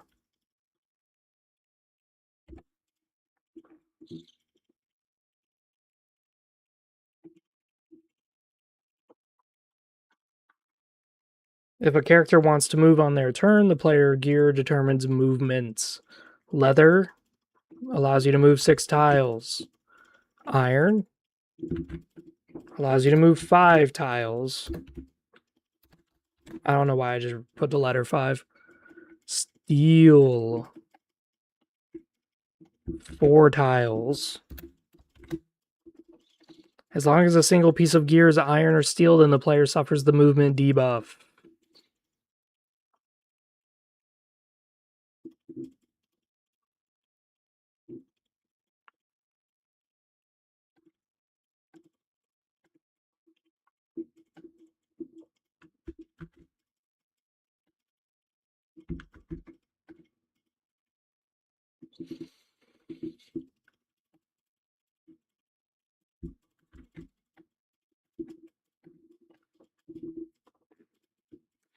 I was thinking about this rule for a while. I don't think I like this one. The one that... Yeah, let me just end the stream here because I'm going to keep on like ruminating over this. This is not interesting to watch, I know. See you guys.